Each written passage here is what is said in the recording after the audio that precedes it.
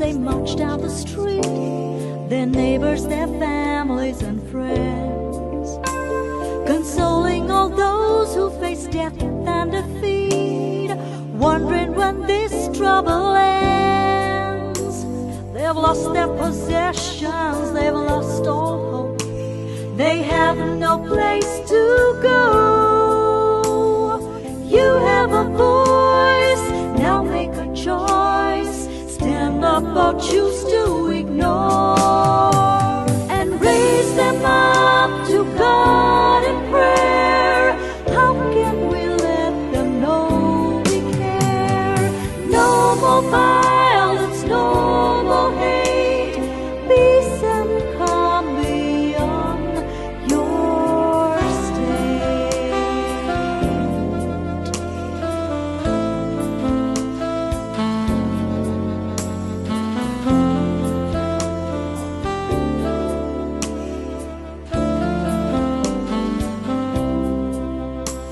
The pictures we're seeing, the news that we hear, the whole world has now come to know. They're losing their family and friends who are dear. Violence has come to their door, carrying these coffins for those they lost. They paid the highest price for their convictions, they now bear the cost, while justice is rolling the dice. And raise them up to God in prayer. How can we let them know we care? No more violence, no more hate, peace and calm beyond your state. Raise them to God in prayer. We want them to know we care. Lift up their troubles, lift up their pain. May they see peace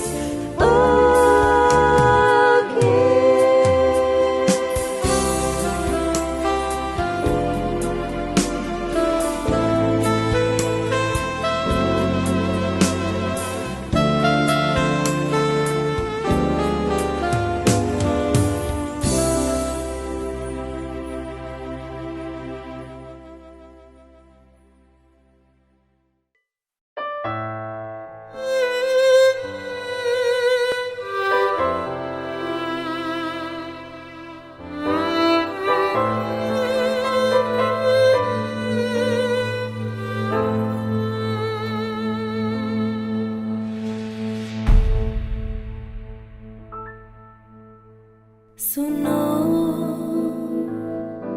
सुनो मेरी बात, Suno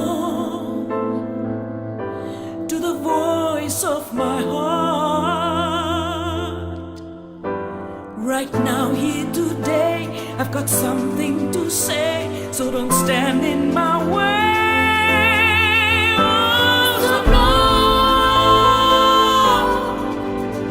सुनो सुनो मेरी बात।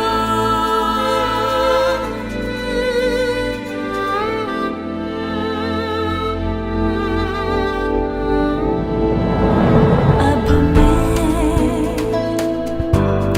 चुप ना रहूंगी, हो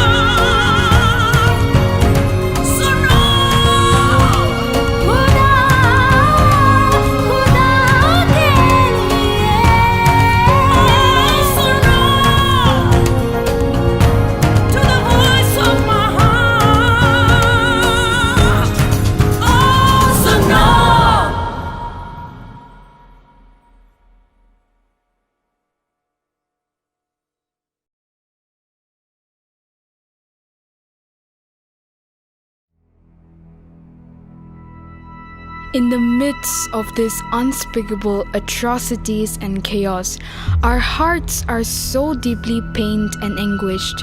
It is our prayer that this song will bring healing to your land and that Manipur will rise up once again.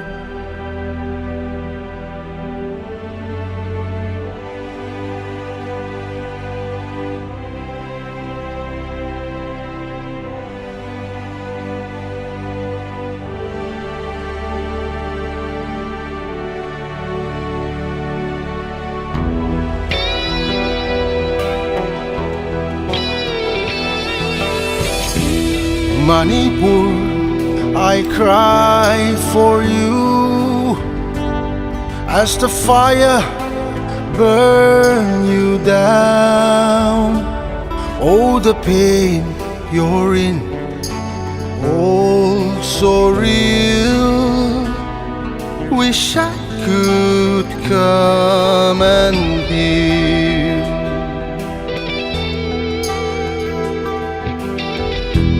Manipur, I cry for you, the heavy load you carry. Rest a while, stop and reason once more, though the world seems to ignore.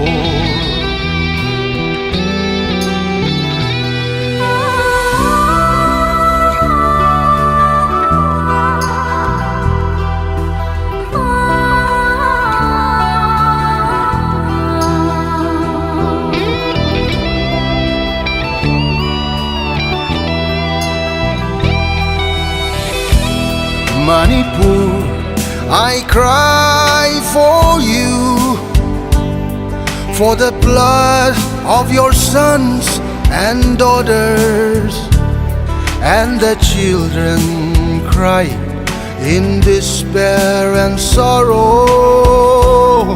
Why should we kill them tomorrow?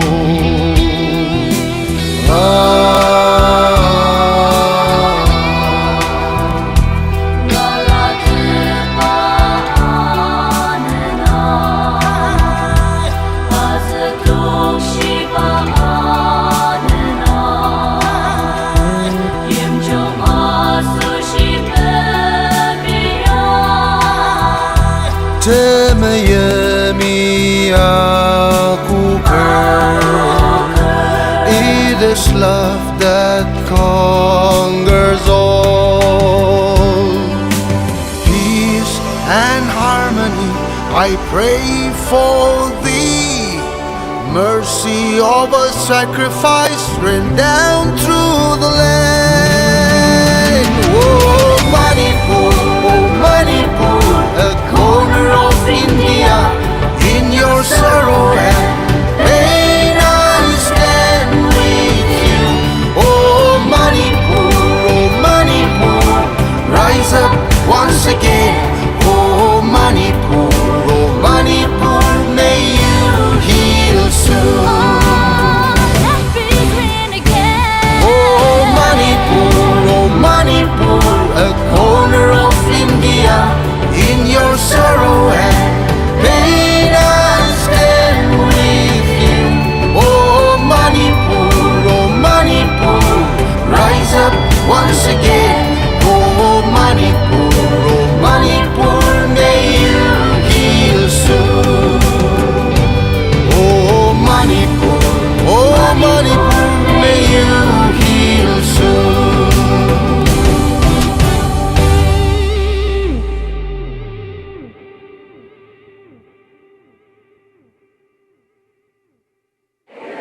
Good evening, friends. Thank you very much for giving your precious time today, in spite of the very, very bad weather. I'm sure everybody is deeply heard about what is happening in Manipur. But before we start the program, we always start with the Sabha anthem. Everybody has given a chit on which the Sabha anthem words are there. Can you all stand up for the Sabha anthem?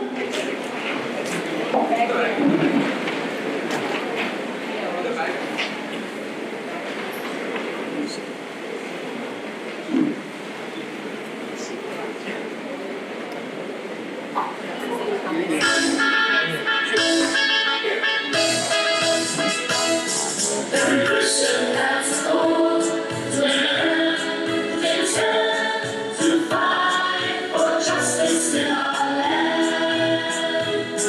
The summer is in the heart, to commit, to love, to rise beautiful, to plan the future, to love when you die. The summer, you have a voice. In the summer, you have a choice. But it's the second place to make for love and the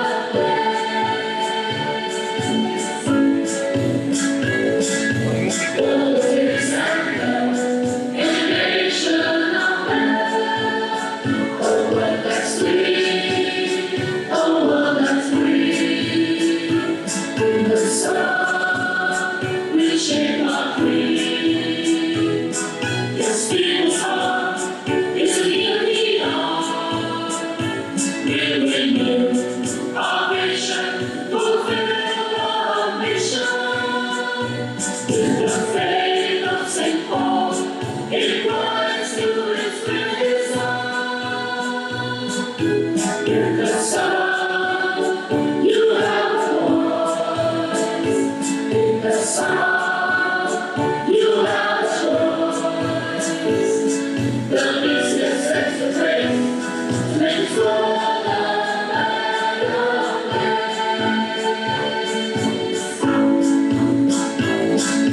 we have a destiny with faith.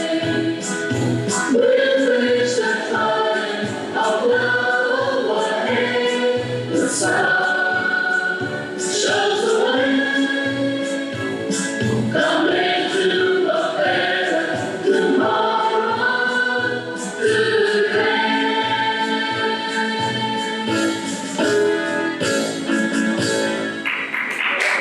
I would request everybody to keep standing for a moment of silence in memory of all the citizens of Manipur who have lost their life and all the hurt that has been caused in Manipur.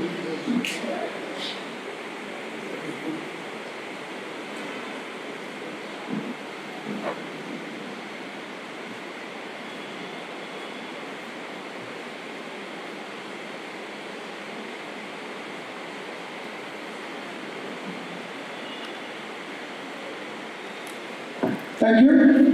Please be seated. Once again, good evening, ladies and gentlemen. A warm welcome to all of you. I would rather say a wet welcome to all of you. We have in our midst young students and citizens from Manipur who have come for this meeting specially. Could you please stand up, everybody from Manipur? Keep standing in your seat, please. No, I wouldn't want you to clap. Please, don't clap. This is not an occasion to clap or applaud. We want to promise you, the Manipur group, that the Mumbai Catholic Sabha and the entire city of Bombay stands in solidarity with you. So you need not worry if there is any issue. We are with you. You want to plan something, please let us know and we are with you. Thank you for coming for this program. God bless you. We start the program, we have some eminent speakers today who are going to speak to us. Again, I would request the youngsters to please stand up and give your seat to senior citizens who are standing behind. I leave it to you. Thank you. There's place in front also. Another 20 people can come in front. Please. You can get your tea and samosa and everything and come in front. Please. I request our volunteers to see if there are chairs empty in between so that you can accommodate people. Please sit here, sir. Yes, sir.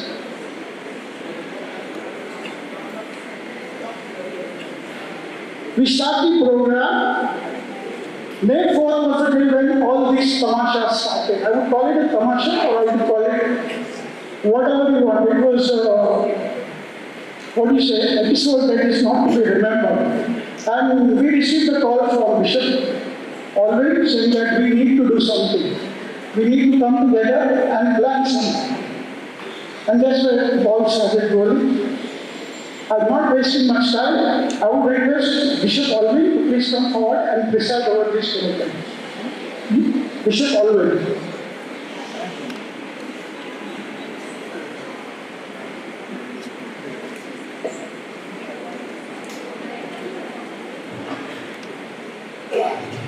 I would request everybody to please keep their mobiles on mute. And if you want to go to the washroom is this side for ladies and gents both. You can use that. Thank you.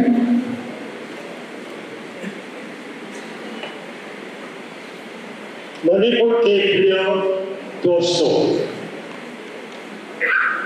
महिलाओं और मादकता के खिलाफ कुल अपराधों की निंदा करने के लिए इस सार्वजनिक रैली में आपका हार्दिक स्वागत है। मणिपुर में लोगों की पीड़ा देखकर हमारा दिल दुखता है।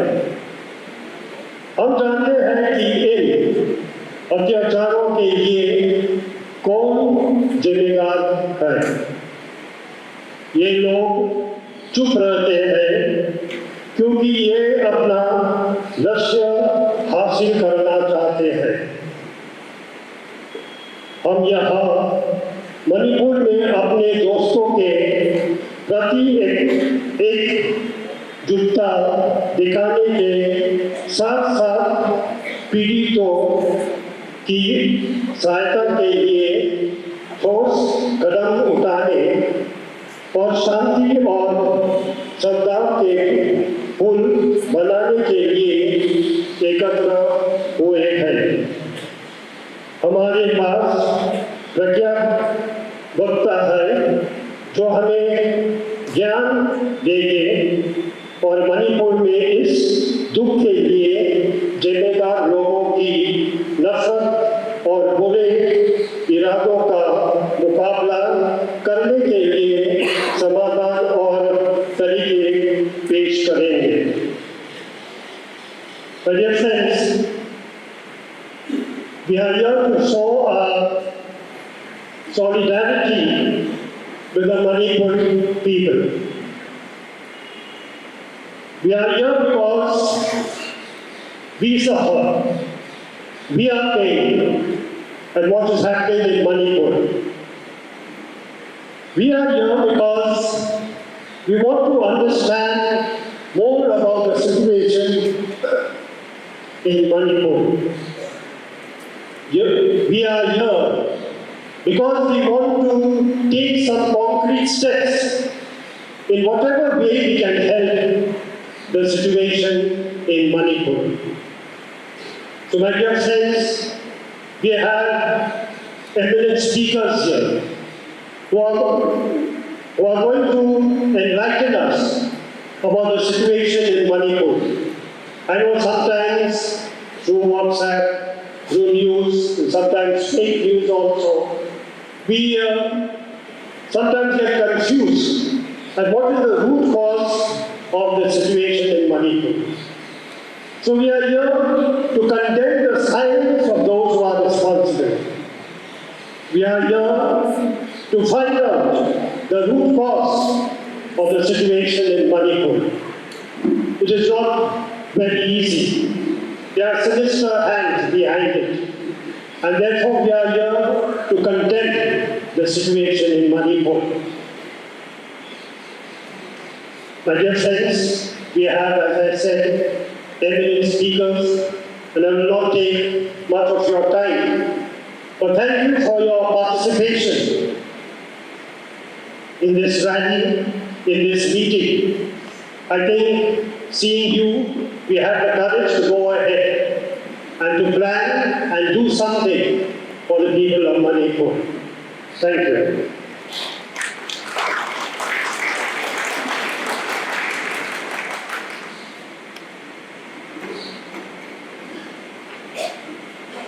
Thank you, Ms. Paulwin, for your words of solidarity. Let's start the program with a very, very dynamic speaker. We have a range of very excellent speakers today. So I would suggest you listen very attentively, understand the subject, understand the context.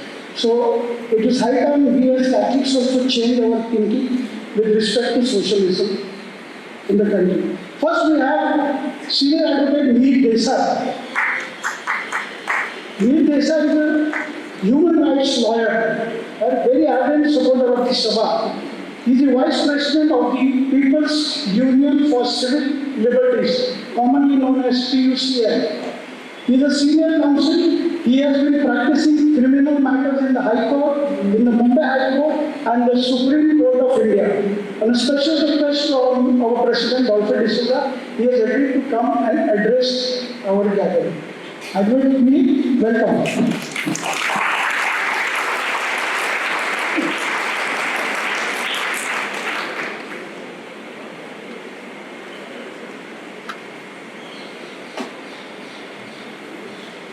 Wow.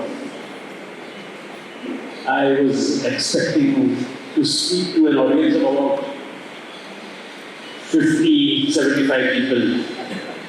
And in order to increase the number of participants, I also got some people from my office along with me. But anyway, thanks, Bishop. Thanks, Dolphy, and thanks all of you for organizing this and being here. There was violence. There were murders. There were rapes, sexual molestation, looting, burning. All this happened. And the Supreme Court immediately called the Principal Secretary and the Law Secretary to the Supreme Court and cross-examined them in the open court.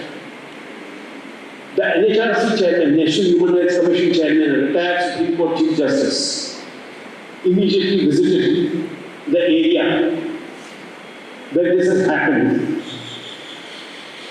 and gave a slew of directions, said that this is actually a state-sponsored violence, looks like a state-sponsored violence, gave a slew of directions. Supreme Court again got very active, appointed a special investigating team to go into various cases. Election Commission got into action, Women's Commission got into action. A lot of things were done. I'm talking about 2002 Gujarat. Okay? And look at the situation now. National Human Rights Commission Chairman has not moved an inch from the chair which he occupies. Women's Commission did not do anything till this video started circulating. Supreme Court, the matter was heard 4, 5, 6 times. And they basically left whatever was given to them by the state. State was saying everything was getting normal, fine. You remember the state had also said that there are no migrants on the street when he could see thousands of migrants. Similar situation. So you had a similar situation here, you have a similar situation here where time and again the cases came up before the Supreme Court. If you go try to do, I remember during Gujarat 2002, large amount of civil society organizations had gone there, fact findings, there was a People's Tribunal with retired Supreme Court judges, retired High Court judges. Tista was, of course, the coordinator of the tribunal. All this was done. Here, then a group of people went there, prominently, just to find out what is happening. A case was lodged against them. An FIR is lodged against them. You cannot give any narrative except the narrative that the state wants you to give. That's the point. State would like people to believe that there was some kind of a spontaneous violence between two communities. There was a fight and some violence happened and now we are in control and we have controlled it. That's the state's narrative. But let's call a state a state. We have to be very clear that this is like it had happened in Gujarat in 2002. It's a carnage of members of one community, cookies, that we have to be very clear, by certain extreme right-wing organization totally supported by the state and engineered and engendered by the state.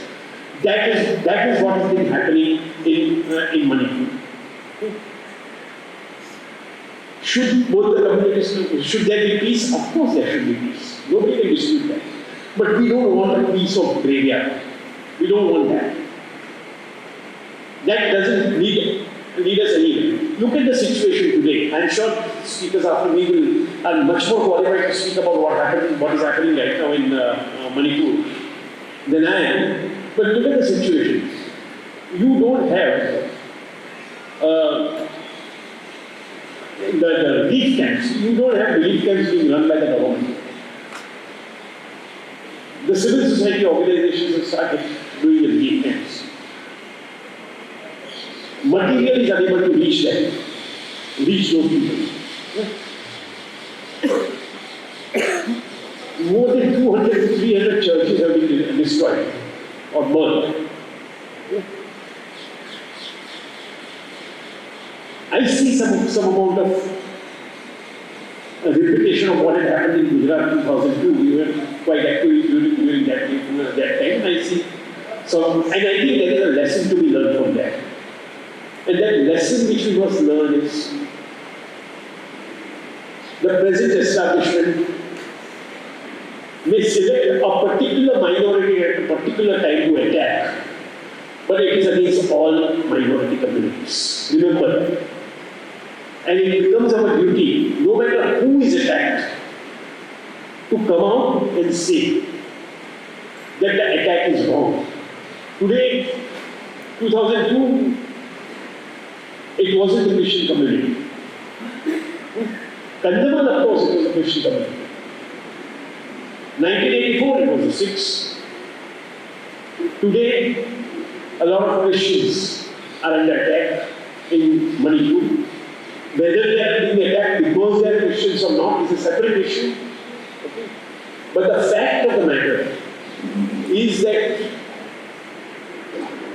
the narrative being given by state is to demonize the Kuki community altogether, to say that they are involved in narco-terrorism, they are involved in infiltration, they are involved in violence, etc. And look, fortunately, it's the only silver lining I can say about it, that because this video got circulated, there are a lot of people realized what was happening. Otherwise, our mainstream media is not even interested in looking at what is happening. Even otherwise, not interested in Northeast is too far away from the mainstream media. They don't even give one column to it. It's the video which caused a lot of things to happen. It's the video which got the Supreme Court suddenly have whatever little conscience it had got pricked by it. Today the case was supposed to be Supreme Court, and look at what happened earlier. How this whole thing started.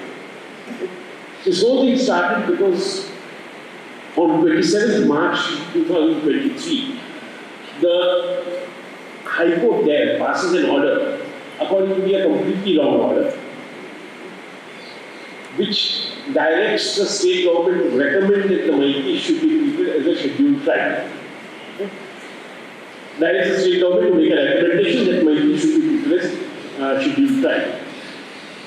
So remember that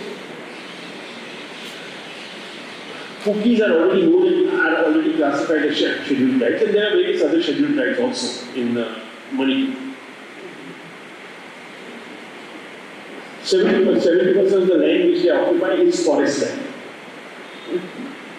It is also a land rich with minerals. Lot of minerals, there is also likelihood of gas being generated from there. If you are in forest area, if you are in forest land, then there are a lot of controls as to what you can dig, what you can't dig. You can't just pull out the forest. You can't do that. So the idea is to get control over that land. If you read the papers, today's papers, yesterday's papers, you will see that a bill has been passed by the central government amending the forest, amending the restrictions on how to use the forest areas. All these things appear disjunctive to us, but they are not disjunctive. They are very much connected. Some very, very prominent industrialists are interested in that line. And therefore, it's a mixture of various issues. Mixture of ethnic identities, mixture of mineral wealth, mixture of gas, religion. All these things are being used by the establishment. It's okay. All these things are being used by the establishment to generate hatred amongst communities. And that is something which we all must speak out against. Of course, we must speak of, as I said, of peace, of harmony, of violence stopping, of giving, relief to people who need the relief right now very badly. Of course, we must speak about doctors going there. There is room for doctors going there because there are hardly any doctors there. Doctors can't move. One or two doctors, nurses were raped. That's a kind of situation. So there is a need for all that to happen. But there is also a need for justice. And when we are talking about justice, we are talking about accountability from the government. We are talking about accountability from the state government and central government. So, it's extremely important that when we talk about Manipur, we look at Manipur in the larger context of what is happening in the country altogether. And if we see in that context, we will be able to identify much more with the people of Manipur.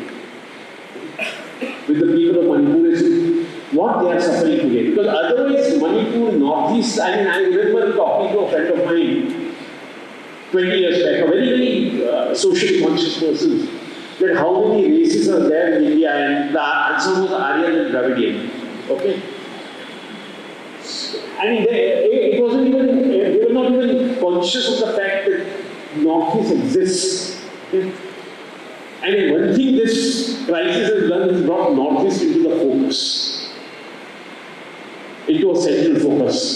And I think, and looking at the number of people who have gathered here, I'm sure they have been moved in their hearts, all of you have been moved in your hearts, to sympathize and to do something for the people of Manipur. To show your sympathy by gathering here, but show your sympathy by doing something more. And I think that's an extremely important thing to do. That at the end of this meeting, we shouldn't feel that, okay, we have done our job for Manipuri people. No.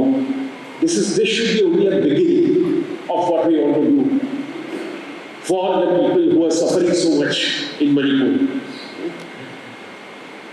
I just want to say that the demands which I just give you a little, in 2-3 minutes, a little background of what is happening in the Supreme Court. There are 3-4 cases pending in Supreme Court. One case is, of course, now that has gone back to the High Court of of the fact-finding team. They were slapped with an FIR, they were likely to be arrested. Supreme Court has granted a temporary reprieve to them and said that now you go to the High Court. I feel they should have watched it there and then, but anyway, there is a temporary review, they've gone back. The second case is about a person from Hyderabad who had given an interview criticizing the way things are happening in Manipur. And he has been slapped with an FIR. Summons has been issued to him, likely to be arrested. This case is pending. So if you talk about something happening in Manipur and it diverges a little bit from the state's narrative, you are likely to face an FIR, you are likely to face some criminal action against you, etc., etc., etc. Apart from the usual trolls who may go against you on social media if you write anything about it, apart from that. The main cases which are pending in Supreme Court, apart from these, are three. One is challenging the High Court's order, which directs that state government should make a recommendation for minorities should be included in the scheduled tribe. That's one case. Second case is about the violence. That something should be done about the violence. Please do not, what the citizens are asking, Manipuris are asking, please appoint a special investigating team. Please do not rely on the police of Manipur, because police have constantly been citing, doing exactly what the government wants it to do. Please don't rely on police. Appoint a special investigating team like you have done in Gujarat, like you have done in various other places. Do that.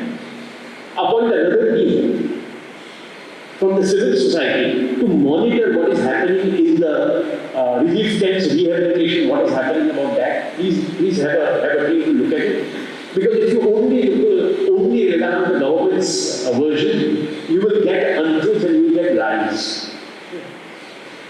The cases should come up on Monday. Let's hope that Supreme Court's eyes are finally open and they are able to do something. That's what they have done in Right to Food. The Right to Food matters are going on.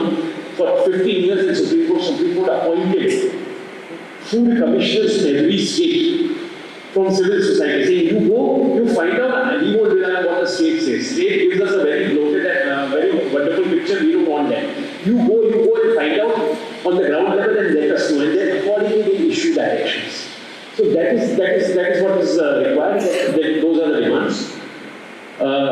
Thank you very much. I will not be able to be here throughout the meeting, won't be able to, I have the benefit of listening to many of the speakers, I have to go for another meeting. But thanks a lot. I'm feeling very empowered today by just looking at so many people being here. And that's all I have to say. Thank you very much.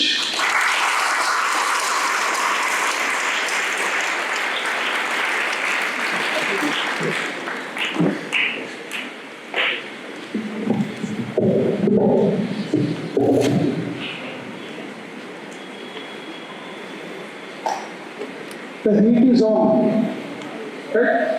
Thank you, Advocate Meir, for reminding us that we need to stand up and voice our opinion. Thank you. Next, we have on our list another dynamic speaker. They attacked at Indian League in Israel, in Manipur, I'm sorry. And we have a tall leader who is an Indian lady who is going to reply to this.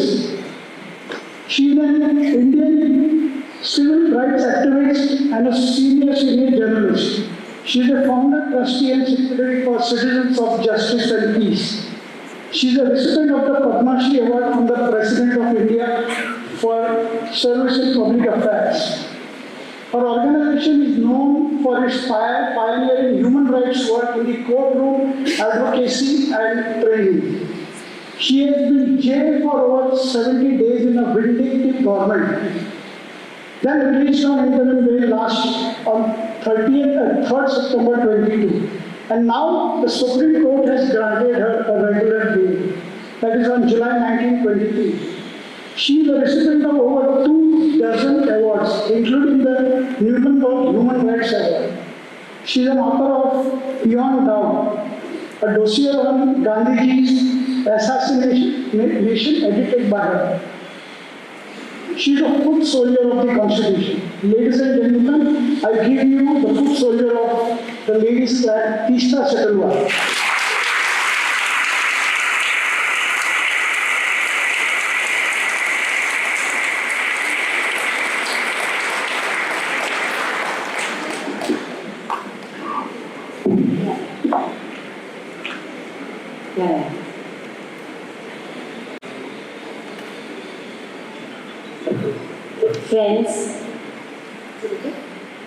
friends from Manipur and other parts of our northeastern states, the Bombay Catholic Sabha, Bishop Walton, Father Fraser, and so many others who have always taken a pioneering and radical stand when it comes to all Indian human rights. And I think that is the message we need to send from this amazing mobilization and audience. It's actually a very, very sad day that we just keep having to meet with so much regularity in this country for targeted mass crimes that are taking place, because that is what Manipur is. It's targeted, it shows state apathy and negligence, and I think with every bout that this country suffers, regardless of which community is the target, or which tribe is the target, or which caste is the target, the levels of immunity and impunity grow, and the brazenness of the state extends to more and more different areas. Today I think is the 86th day of what the people of Manipur have been going through since May 3rd this year. Meher has, of course, already given us a vibrant trajectory of what has happened, so I will try not to repeat that. But I will like to emphasize that out of these 86 days, can you imagine, friends, the people of Manipur have lived virtually every day except maybe 2 days with an internet ban. Now, when over 140 officially claimed lives have been lost, maybe at least 4 dozen plus women have experienced acute gendered violence, apart from our 2 cookie sisters and others who we've seen in those awful videos. Why am I starting to talk about the internet ban? I'm starting with that because I believe until we understand the levels at which the state is going, and it started with Jammu and Kashmir, friends. It did not start with Manipur. And the order of the Supreme Court in Anuradha Bhasin case, where she challenged, among other things, the internet ban, unfortunately does not look at the legality of the ban, but again looks at the question of whether it is limited or not, or whether it can be rectified or not. Point being, we should be asking as citizens, just imagine Mumbai city without the internet for a week. It's not just about watching videos and getting a WhatsApp message. It's about access to services. It is about access to schools, medicines, jobs. It's about access to each other in a moment of acute conflict and crisis. And it is about stemming rumors and fake news. The Chief Minister of Manipur said on the 19th/20th of July, infamously, that this video is not very shocking because we've had many such instances now. I mean, I've never heard of a more brazen and shocking statement. But that itself proves that the ostensible state justification, which it brought out in its notification of 21st May, 24th May, and repeated in June, that curtailment of anti-national activities through social media and curbing of social violence is the reason we want this ban. Under what law, without any specific law and order issue or public order issue, can a government have a blanket ban in all of Manipur's 18 districts? The law is very clear. Telegraph Act of 1885, the Telecom Act, the Information Technology Act is very clear that you have to give a specific reason why you need to stop and ban the internet. India is today, last 5-year figures, the largest world offender when it comes to internet bans. And I'm asking you to talk about think about this relatively bland issue, because unless we respond to this before you know it, just like happened during the anti-CAA protests and during the farm protests in Delhi, any part of India can be subject to this kind of ban. So citizens in Mumbai need to speak up for Manipur and demand an end to the internet ban. That is very, very crucial. Citizens of Mumbai and India need to speak up and ask that the state opens relief camps and opens up its FCI godowns so that every family that has been displaced and is going hungry is given adequate rations. In Gujarat, we have to do this as well. None of the camps that ran in Gujarat were run by the state government. They were all run by community members because the state did not allow itself to show that there was anything wrong. In fact, the number of 168,000 displaced in Gujarat, though established by the NHRC and others, was never accepted by the state. And we have gone several steps worse than then, as Neil has already said. So I'd like to look at this issue. I'd also like to, I'm deliberately flagging what a very, very close friend and a senior priest, Walter Fernandez, who wrote in the Telegraph, and then he gave an extremely great interview to the Wire, Karan Thapar, where he says, please understand what the government tried to do. It's an armed area, arms are flowing, there's drug trafficking, and the government ensured free flow of arms to unreliable groups. And in the initial periods of the conflict, they tried to foment a Naga-Kuki conflict. Because it is the Nagas and Kukis who live in the hills. And as we said before, large area of Manipur is the hills. 68% of that area is forest area. Whereas the assembly seats, out of the 60 assembly seats, 40 are from the valley and 20 are from the hills. So the power is with the people in the valley. And yet I feel, friends, when we speak about the gender violence, when we speak about the targeted violence, and we want the Maitis and the Kukizos and the Nagas to dialogue with each other, we have to also say that not every Maiti is a violent person, not every Maiti is a rapist. We need to say that. However, the kind of cynical play of violence and the it's the state that is responsible for this application. And the state has, by not taking the steps that it is constitutionally required to do, we need to establish command responsibility. And that is what they tried to do after Gujarat. I don't know, many of you in the audience were part of the movement to get a kind of a bill enacted, to get a kind of a law enacted, and that's the other issue I want to flag. Where command responsibility becomes automatically applicable whenever there is ethnic, intercaste or intercommunity conflicts. So that the administrative head of that district, so that the police head of the district is immediately civilly and criminally responsible. Politicians, yes, but I'm talking about the administrative heads. We're talking about the SP, we're talking about the collector, we're talking about those who administer those districts need to be held responsible because they are public servants paid by every taxpayer in this country and they need to be held responsible. So these are the issues that need to be flagged. Land and identity has always been a major issue in the states in the Northeast. And land and identity is an issue all over the world, and it's also an issue in India. And I think the rich land, which is now going to be laid open under the Forest Conservation Act, which has been brazenly pushed in Parliament 2 days back, which we referred to, it was not referred to a joint parliamentary committee.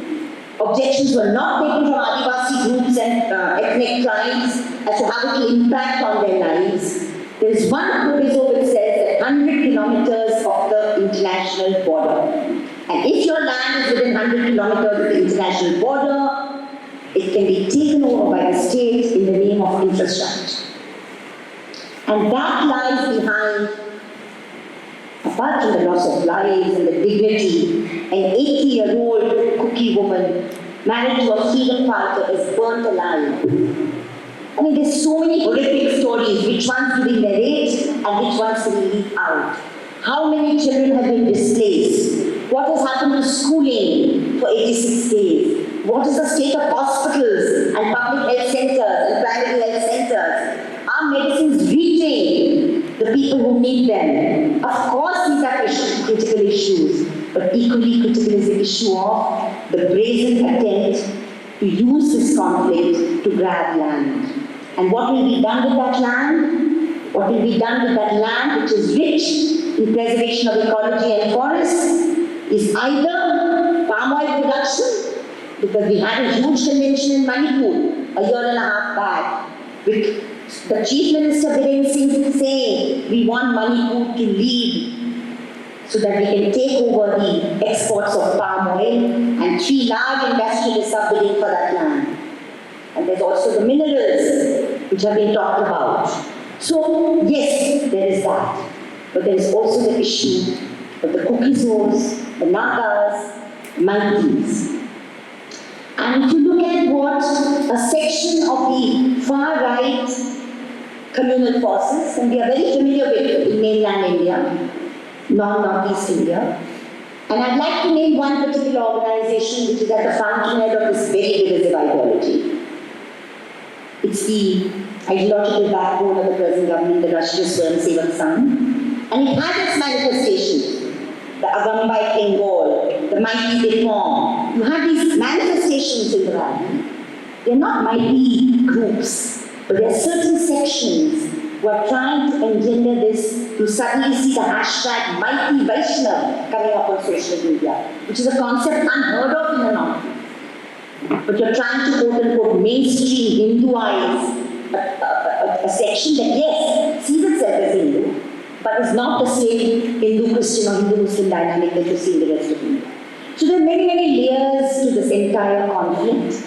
At the heart of it is a huge man-made tragedy sponsored and looked upon cynically by a state. I would invite each one of you to look at so many of the armed forces generals, Indian Navy people, hailing from the region of the Northeast who've spoken out against the government and said that what is happening is a shocking abdication of responsibility. So where do we go from here? And how can we, sitting in Mumbai, Delhi, Kolkata, etc., help? I think one way is to avoid doing what Smita Prakash of ANI did. She heads an organization called ANI, a news agency as Rupa and I know, being senior journalists, which is a well-known agency. But it's today become a complete propaganda wing almost of the country. And about 4 days back, on Monday or Tuesday this week, it tried to suggest that one particular aspect of a brutal conflict, there was a Muslim behind it. And the Twitterati and the IT cell of the BJP worked so fast that the poor man got arrested. Till somebody pointed out from the fact checkers who sit fortunately in India that this man had nothing to do with that particular crime. But he was arrested very promptly. Whereas those who are responsible for that heinous video, we are told that 14 people have been caught, but we don't know which 14 people have been caught. And there's been hardly any culpability put on the crime. So cynically to use even this episode to try and engender an all-India Hindu-Muslim thing is something I would invite the Christian community of Mumbai also to look at. Because I think at one sense the Christian community is lucky. There is not so much anti-Christian hatred in the rest of India against Christians as has been cynically engendered against the Muslim community for generations. And so the resonance will not be so vicious. But for those of us who work in the area of human rights, minority rights, gender rights, and children's rights, regardless of who is the victim, but with particularly empathy when there's an ethnic minority or religious minority or a caste minority involved, we can see the pattern. And therefore, I think when we, as our hearts reach out as they must and should to what's happening in Manipur, let's keep connecting it up to what happens in the rest of the country, how many districts and where internet bans are taking place, how even in a district like Khera, in Ahmedabad, so-called accused are flogged by the police and it is celebrated. It is celebrated saying this is the way you deal with criminals because the police has decided who those criminals are. But that's an aside. I'd like to come back to Manipur. And I'd like to also mention on record because I am 50% still a journalist or 60% still a journalist. And Times often salutes to organizations like Wire, News Minute, Scroll, and others, and so many other independent journalists who have not just risked things but continue to valiantly bring us the truth from a very, very difficult zone, which is Manipur. And I think this is what we need, not to spread those WhatsApps which generate fake news or hate, but generate the stories that actually increase our own understanding about a region that we do not know much about. All of us are learning about that region. Fortunately for me, Citizens for Justice and Peace has been working in Assam for 7 years now, in depth, working on the issue of citizenship. So we have developed an understanding and we know that we have to measure what we think when we look at inter-ethnic conflict compared to our general reaction in the rest of India. So when we were having a discussion twice, some few of us were there with people from Manipur and they said, how can you help us? And one of the suggestions we gave was that please have regular civil society broadcasts where the various sections of civil society and citizenry from Manipur across ethnicities, diverse voices speak up, in which there are young people, enough women, and they bring us those accounts from there with regularity, every week, every 10 days, every fortnight.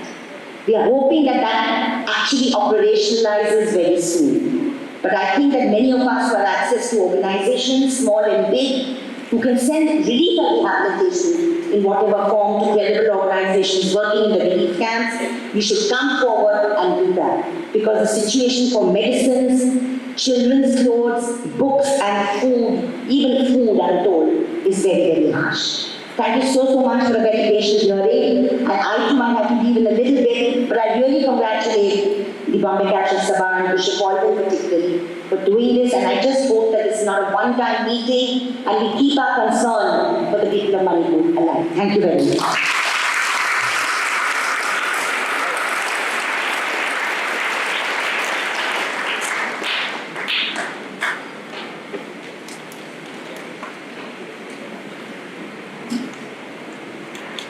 Thank you, Advocate Lee, and thank you, Tisha, for giving your precious time.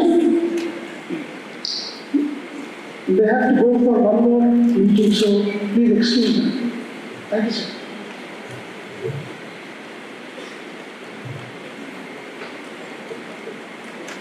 If you listen to what Tisha said carefully, she said, fight against internet ban.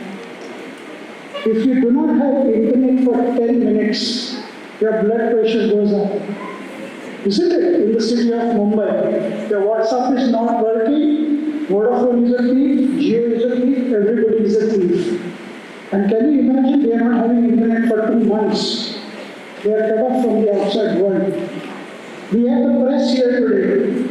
After the meeting, you should all meet the press and tell them, put in your press that internet should not be banned and should be replaced again back in Manipur. Yes or no? Yes. This yes is only 100 people. Yes or no? Yes. Thank you. Next, we have another very interesting speaker with us. We have a speaker who has visited Manipur. We have seen only Manipur in the films. Hills, Rajesh Khanna songs, Dharmender songs, all that, right? But here we have a human being, a person who has actually lived with the Manipuri people, written a book on them. She knows the inside of all the Manipuri people. And she has already authored a book, Understanding India's Northeast. This is a reporter's journal.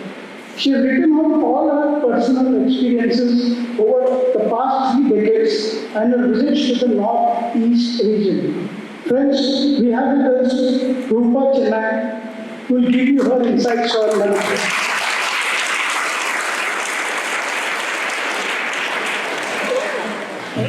You'll have to adjust the.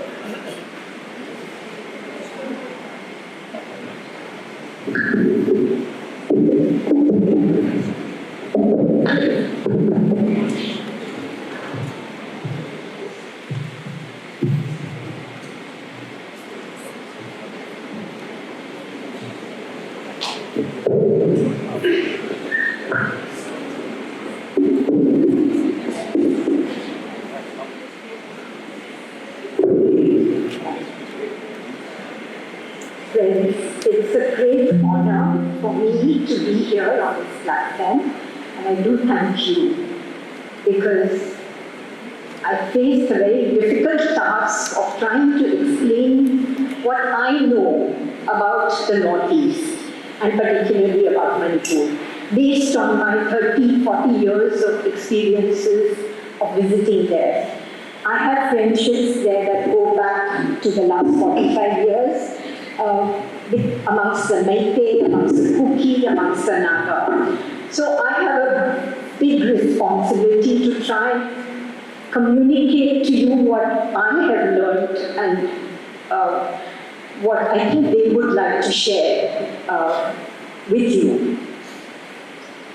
So please bear with me if I read what I've written, because I want you to be very careful about what I say.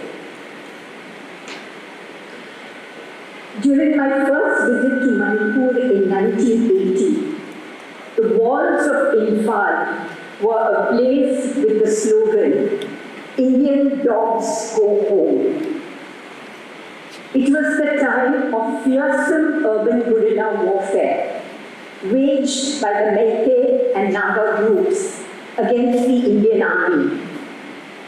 Many civilians were caught in the crossfire, and 1,500 cases of fake encounters are today pending before the Supreme Court. The Meitei distrust army presence. For decades, they lived with the crushing weight of the draconian Armed Forces Special Powers Act that enabled military forces to conduct indiscriminate arrests, killing, rape of women with impunity. The Kuki Zoo group of Manipur, however, told me that the presence of Indian Army protected them against the oppression of both the Naga and the Meitei. A Khasi friend from Meghalaya, who was in government service in Manipur, observed just the other day how Meitei used the word "how" while speaking of the tribes. The othering, despite the similar origin of race, is a factor that has long been a wedge dividing ethnic communities of Manipur, he said. In the years that I have traveled there, I used to hear about the revival of the Sanamahi religion, which was a genuine quest of Meitei youth for identity and a return to cultural roots. It rejected the baggage of caste, untouchability, and which was brought to their society during 300 years of forcible conversion to Hinduism. Many Meitei today follow a synthesis of both religions, but it is not a society that is at peace with itself. That is what I observe. The Meitei grudge how in 1949, the Manipur Maharaja was made to join the Indian Union under duress. The majority of Meitei did not, however, protest at that time, because in this merger agreement was the clause that promised them development and livelihood. Government of India's failure to honor that promise and the hardships of daily survival in these parts has fueled Meitei resentment since decades. The cause of Manipur's integrity is close to the hearts of the Meitei. Any threat to it is fiercely opposed. The Naga and Kuki have long been demanding separate administration and territory. The Meitei bitterly recall the loss of the fertile Kukwang Valley to Burma by Nehru when he was Prime Minister, leaving 70% of their population confined to 10% of the land in the valley. Manipur has no economy other than through drug trade and gun running and extortion. Government jobs were the only source of legitimate employment.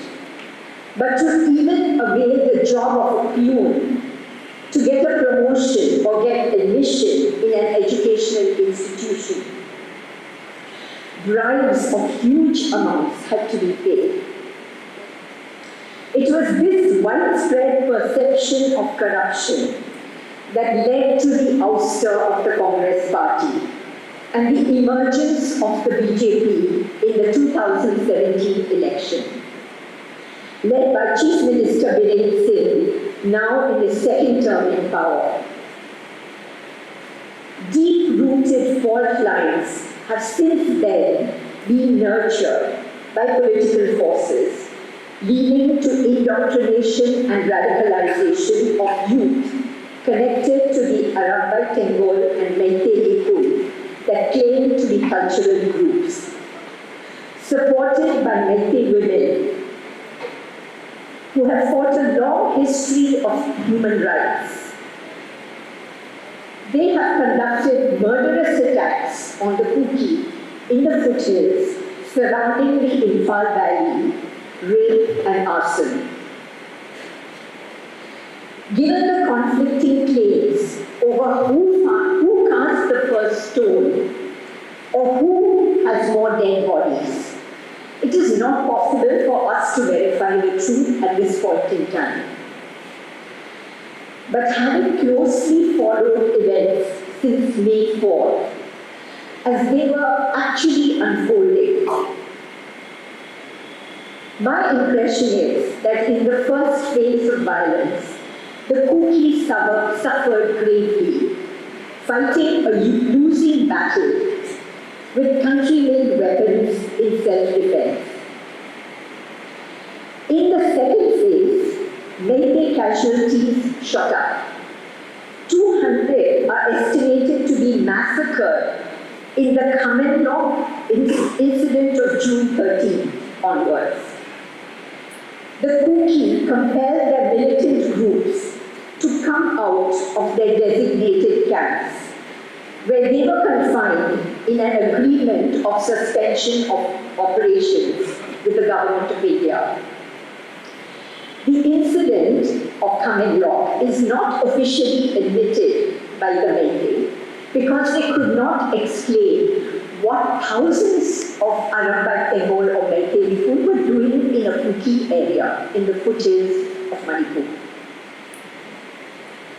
The Manipur government is alleged to have initiated the state-sponsored ethnic cleansing of the Kuki tribes, Kuki-Zo tribes.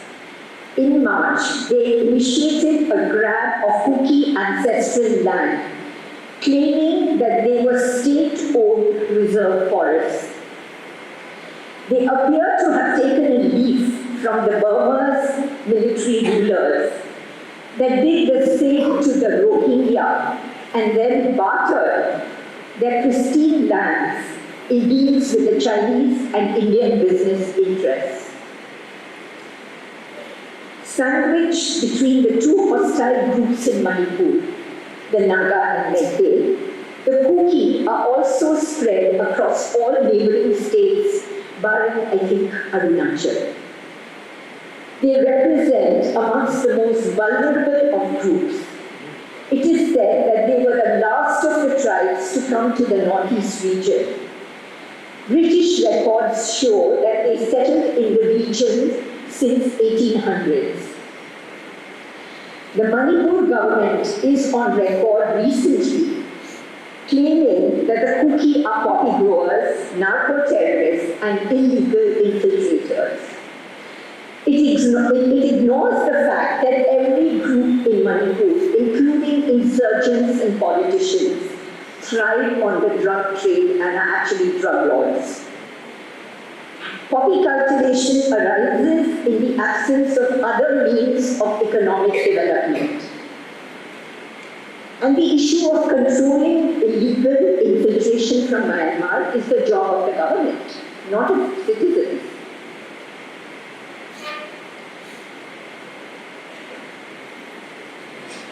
Unlike other tribal areas of the Northeast that have strong constitutional protections, the laws related to land rights of the Manipur tribes are weak and ill-defined.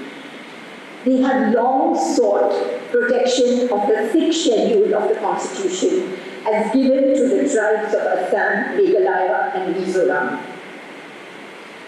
While in the past, the Kuki have clashed with the Nagas and also within their own groups over the issue of land, in the present violence, there is the emergence of strong alliances between the Kuki zone, who constitute the foothill groups, and are now hell-bent on a separate administration. They have support from Mizoram and the Chin groups of Myanmar, who share a close affinity to the Kuki zone people. Seeing an opportunity to press resolution of the Naga peace accord, the Manipur Nagas are reiterating the boundaries of their territories pending the emergence of a peace accord with the government of India.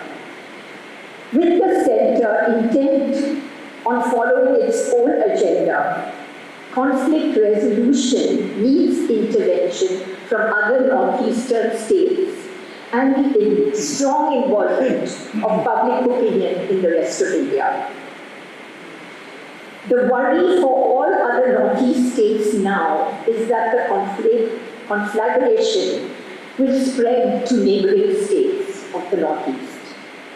Greed of Kuki land has long made them vulnerable. The Kukis made them vulnerable. In Karbi Anglong, Assam, for instance, I recently came across stories of Kuki being forced to languish in refugee camps following engineered communal violence. Since then, local elites of the Karbi, backed by the administration of the Autonomous Council, have captured their land, the Kuki land, to plant cash crop monoculture plantations. With the massive trust given to the National Palm Oil Mission, backed by an 11,000 crore subsidy, the dispossession of Kuki lands appears to be high on the BJP's agenda. The Palm Oil Mission is facilitating the entry of corporate giants. The devastating consequences of these monoculture cash crop plantations in Mizoram, in now 10 years down the line, is strongly telling. Evidence from Indonesia and Papua New Guinea, meanwhile, which have gone majorly into palm oil cultivation since decades, show that palm oil is destroying the biodiversity, soil fertility, and water sources. It has reduced once proud land owners amongst the tribal people to plantation labor. And there is a loss of local food security and sovereignty of the tribes there. With the passing of the recent 2023 amendments to the Forest Conservation Act, the BJP has effectively dismantled the constitutional protections of the Northeast tribes, the way it did in Kashmir. It is now confident to claim that it will make India the top 3 economies in the world and promises a $5 trillion economy. Its Look East policy will be through mining of the mineral-rich tribal lands across India and industrialization by the corporates. For the Northeast and the rest of India, this is a wake-up call. We have ignored our tribal people and their long fight to protect jungle and zameen. India's constitution has justly made the tribal people the guardians of India's lands and natural resources. It is due to them that India retains the last of the 3 biodiversity hotspots left on our planet. This enables us to breathe, be nourished, find healing, and ensure the survival of future generations. It is for this reason that our government should be told that we do not want India's $5 trillion economy at the expense of the rivers of blood that flow in the Northeast and in tribal India.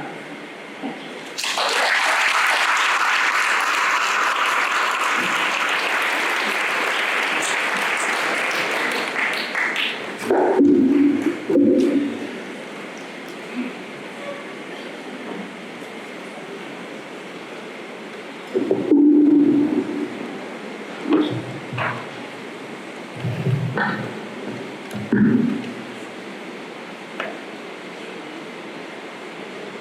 Thank you, Rupaji, for a wonderful narration. For your information, Rupaji has kept some novels on her personal experiences, which is available after the show. She is going to personally autograph these novels, and her each autograph is going to cost 600 rupees. Thank you. Next, we have another very intelligent speaker. He is also very famous social activist. We have with us Advocate Irfan Engineer. He is a director for study of society and secularism. His focus areas are on communal harmony, social justice, and development for empowerment of the most deprived and marginalized. Advocate Irfan Engineer.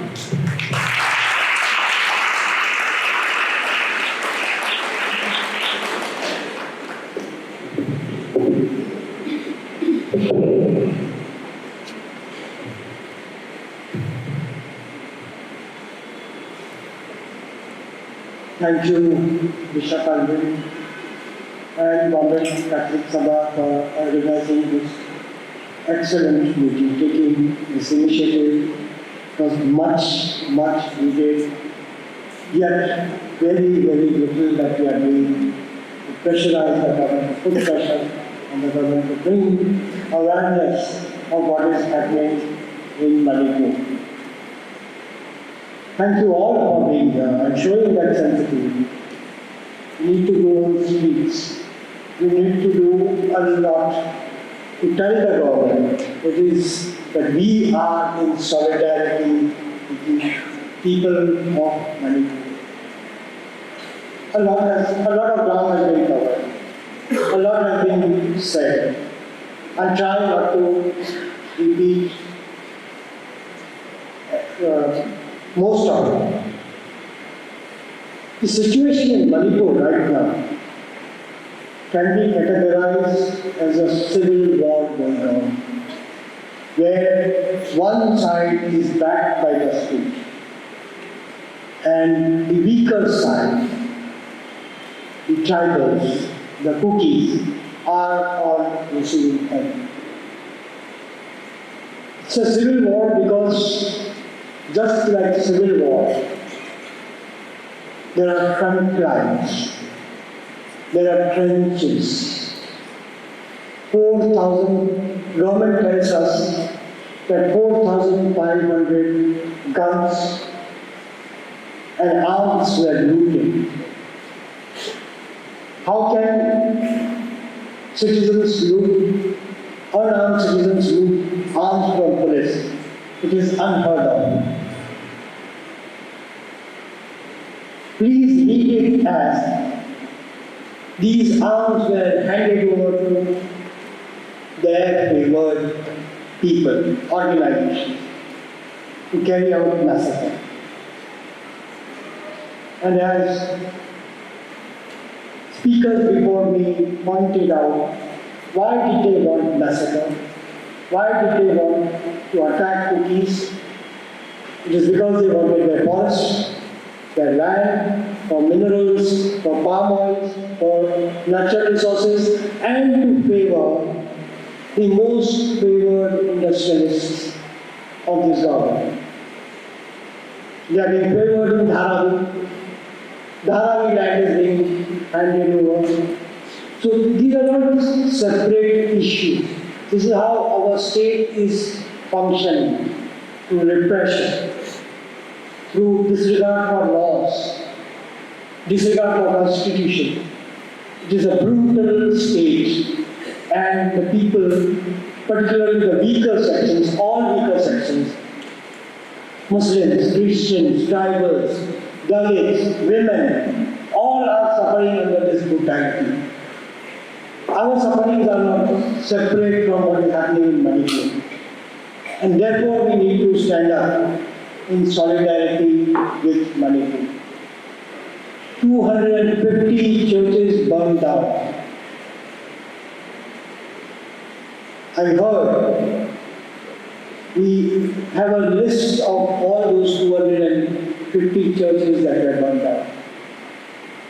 The civil society, cookie organizations have listed those churches. It is a conflict of ethnic nature, but also of communal nature, because churches, even in the valley, have been attacked and burned down. 50,000 people are in relief camps.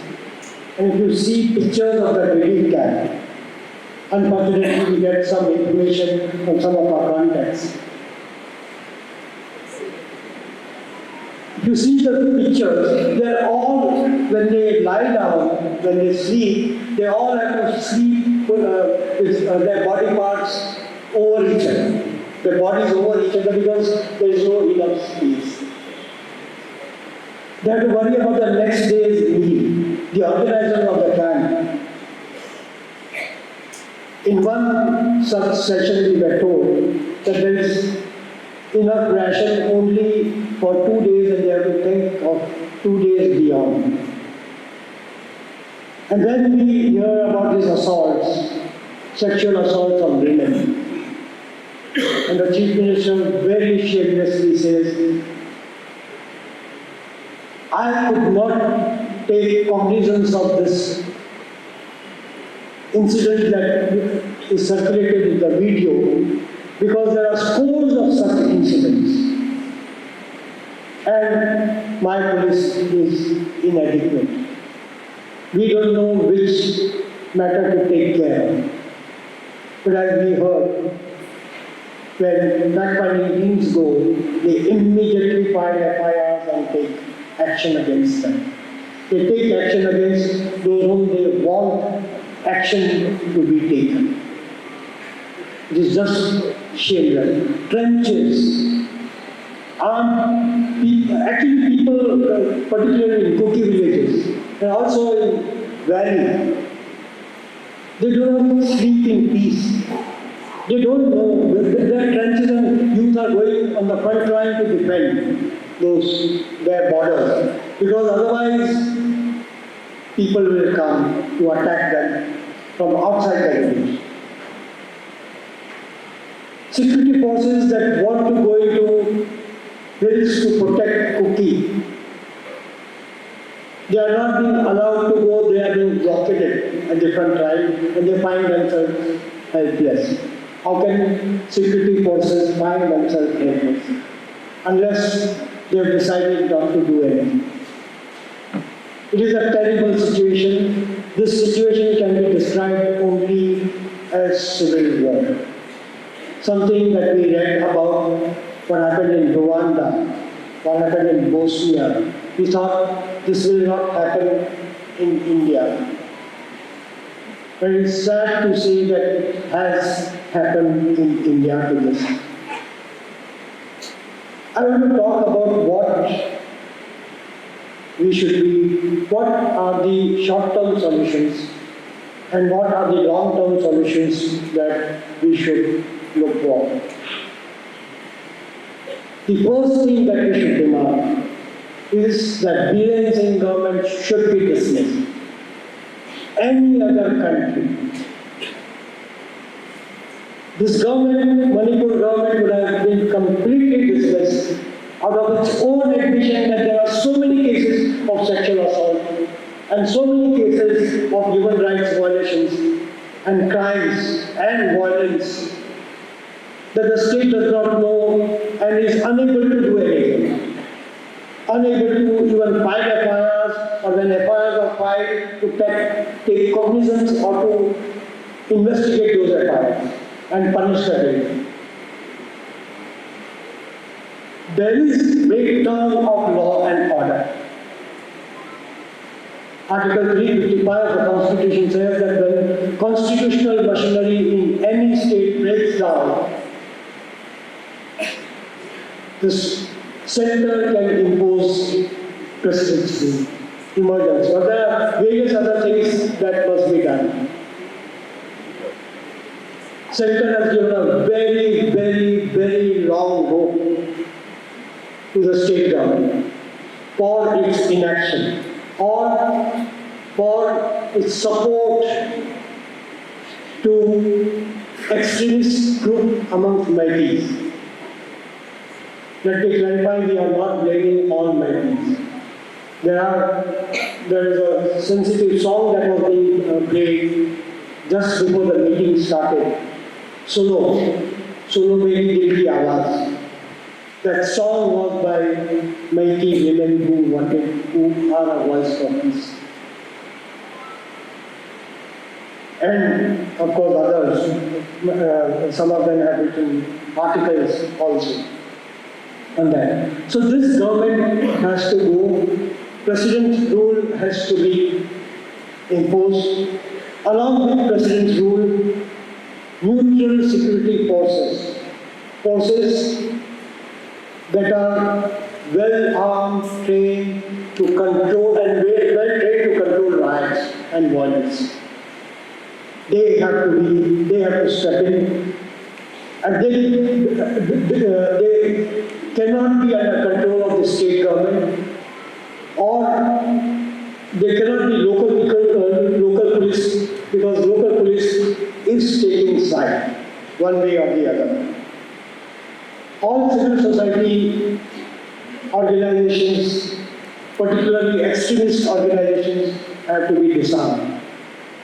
And unless flow of arms is stopped, and unless extremist groups are disarmed, there is no hope for peace.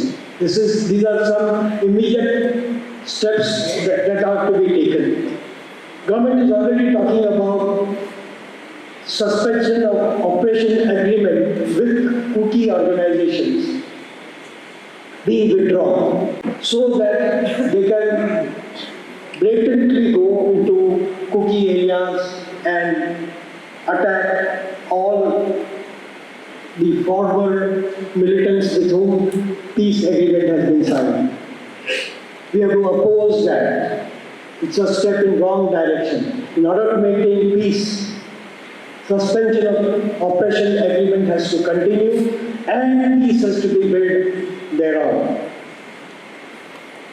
Peace negotiations should also involve other tribes. Not only this peace is not only between Cookies and Cookies and Maldives. Also Nagas and other tribes which inhabit the hills and valleys have to be involved in long peace negotiations. Peace committees should be formed in every district. There has to be speedy justice. Enough Police force has to be deployed there. FIRs should be filed. Citizens, victims of crimes should be enabled that they can file FIRs wherever they are presently situated. So they do not go to the valley to file FIRs. Speedy justice should be ensured. Reparations, relief camps. Government should start relief camps and make provisions, sufficient provisions for all those people who are in relief camp till they can go back, if they want to go back to where they have come from, after peace is fully established. Places of worship that were attacked must be rebuilt. Houses of people that were burnt down must be rebuilt. There is monsoon and people have not been able to cultivate their fields. They'll face famine next year if there are no crops. Rice is staple food and they haven't been able to cultivate their land. So there has to be a long responsibility on the state to take care of those relief camps. The relief camps and the facilities there should be adequate, not only adequate, but should be sensitive to women's spatial needs under the privacy and their spatial needs that women should always have. Long-term solution, of course, the cookies are demanding separation of administration. We know that there is such a lot of distrust. I don't know how long it will take for reconciliation, for the trust and peace to be reestablished.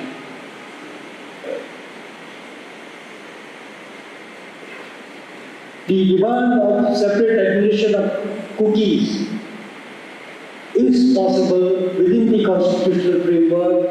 These kind of separation of administration we have seen in Nagaland, we have seen in Assam, in the form of autonomous states and district councils, where most of the power are with the district councils within the same state. So there need not be a separate state, but separation of administration within the same state. It seems to be a fairly reasonable demand and issue. There should also be Truth and Reconciliation Commission. Some Metis also have faced violence in lives. We cannot deny that. We should not deny that.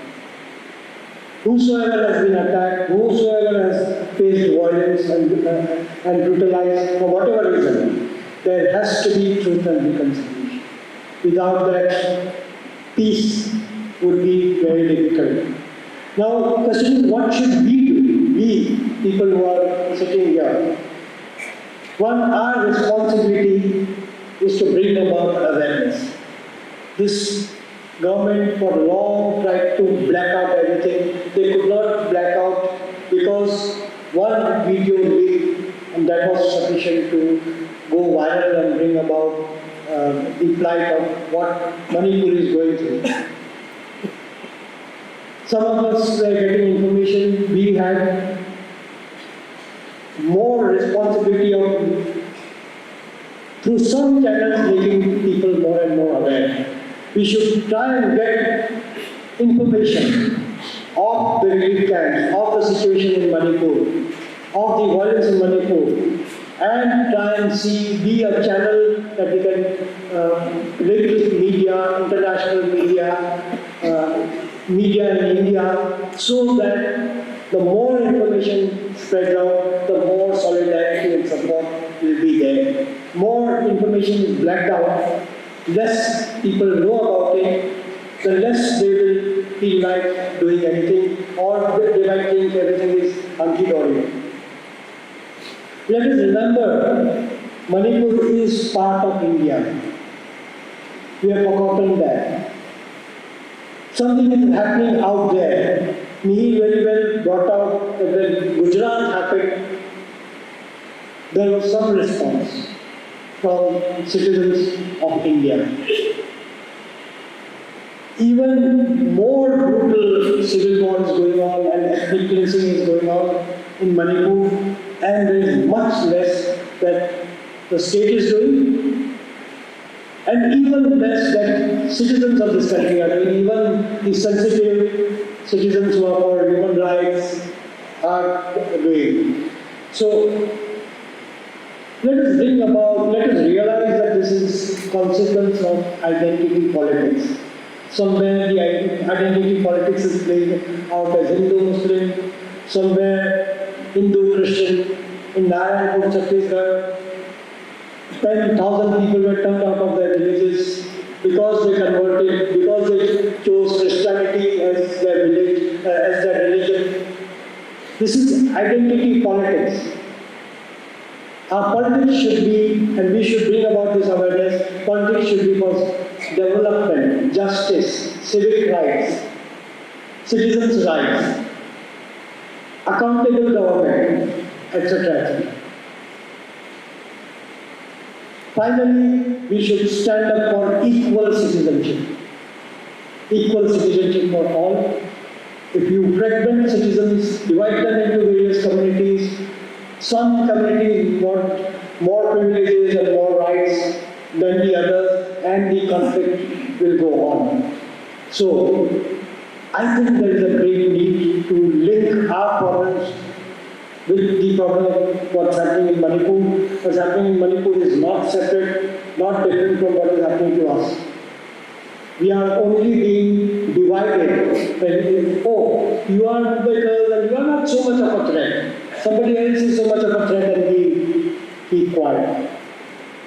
Today it is Manipur. Tomorrow these conflicts are going to come at our doors. We were telling them, many of us were telling this to the oppressed and marginalized citizens of this country, that today it is Muslims, tomorrow it will be you. Today it is Christians and cookies, tomorrow it will be Dalits.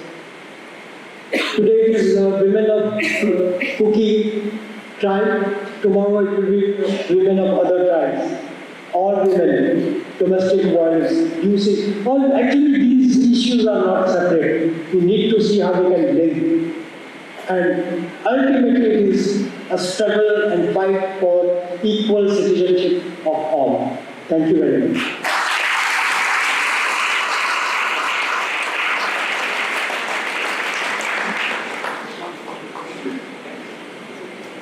Thank you, Irfanji. Equal citizenship for all, citizenship, fantastic. That is what all of us have to be a patriot in us. नहीं तो ये नहीं होने वाला, बहुत मुश्किल बात है. जब तक हम नहीं सोचते कि हम सब एक हिंदुस्तानी हैं, तब तक ये नहीं होने वाला. अगर मैं बोलूँगा मैंगलोर है, वो गोवा है, वो गोवा से आसाम से, तब तक ये नहीं होने वाला. तो first point is we need to think patriotic. We need to think proudly Indian. Thank you, Irfanji. The solidarity for Manipur has started. One respected lady has come and donated 35,000 rupees for the Manipur aid. Thank you very much.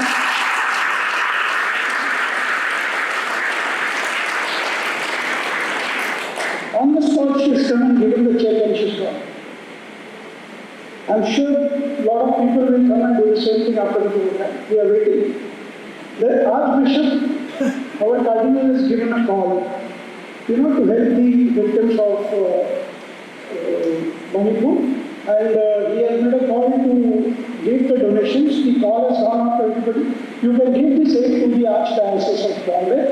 You can coordinate with your parish priest or our Sabha units, and they will definitely guide you how to go about the check. Thank you for all your support.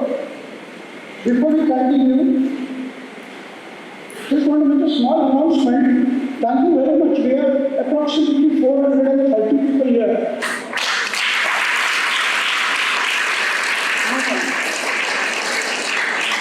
I was expecting 1,430 because the Bombay Catholic Sabha has a membership of 65,000 live members.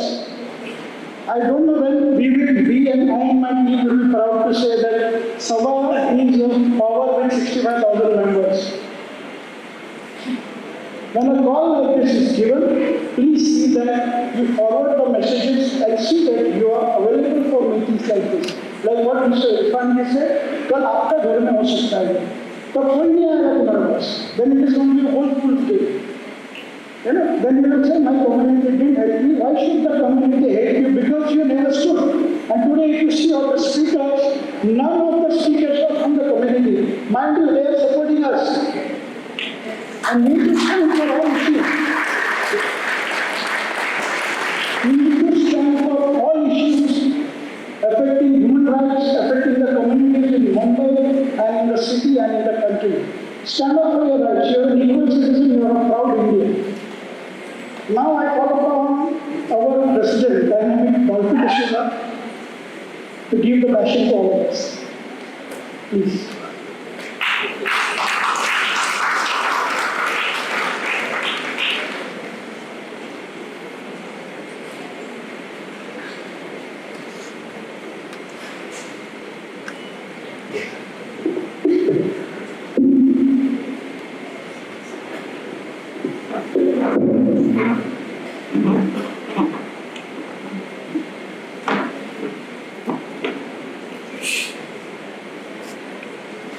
We remember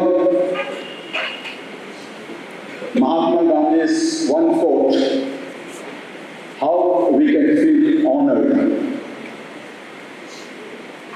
at the humiliation of our enemies.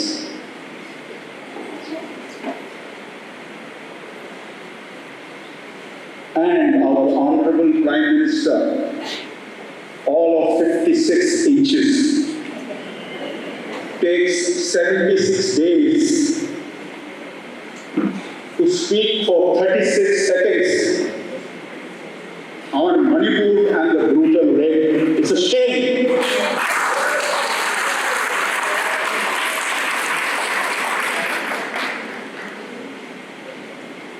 Why did that?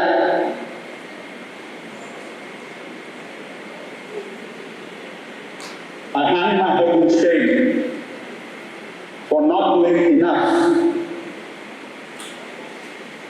when forces like this were brutalizing our brothers and sisters in Manipur, and then the brutal video of women,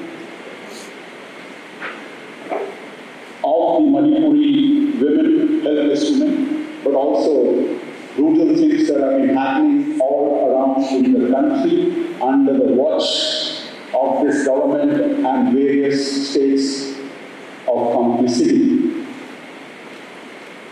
We failed at the lynching of Junaid. We failed at the attacks on Dalits in different parts of the country.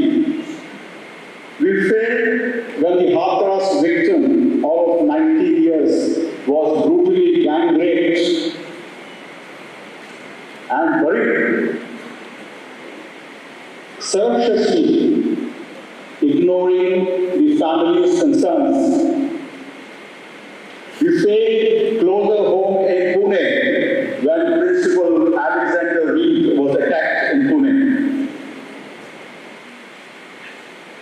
We must stop blaming others for not that has been done. We should start blaming ourselves that we have not done enough.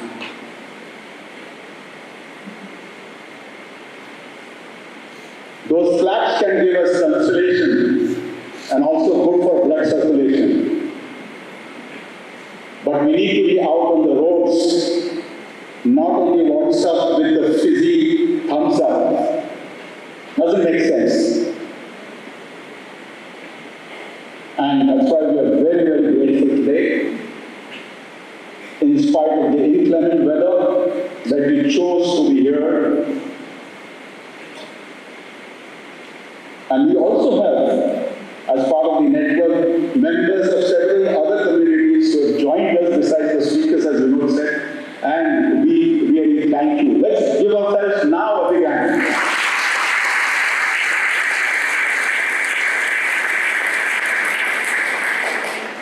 And since today is predominantly a ratio of maybe 60-40 members from my community, we have observed that when violence happens on one community or a section of a community, the protest happens in silos of that community. So when the Muslims are attacked, it is the Muslims who are out on the roads, and we are a bystander to that injustice and violence. So also it goes for Dalits, so also it goes for Adivasis.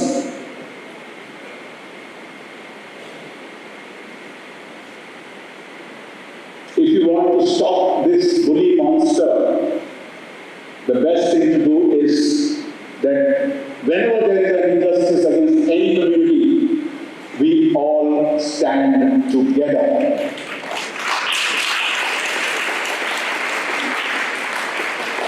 I remember a couple of days back,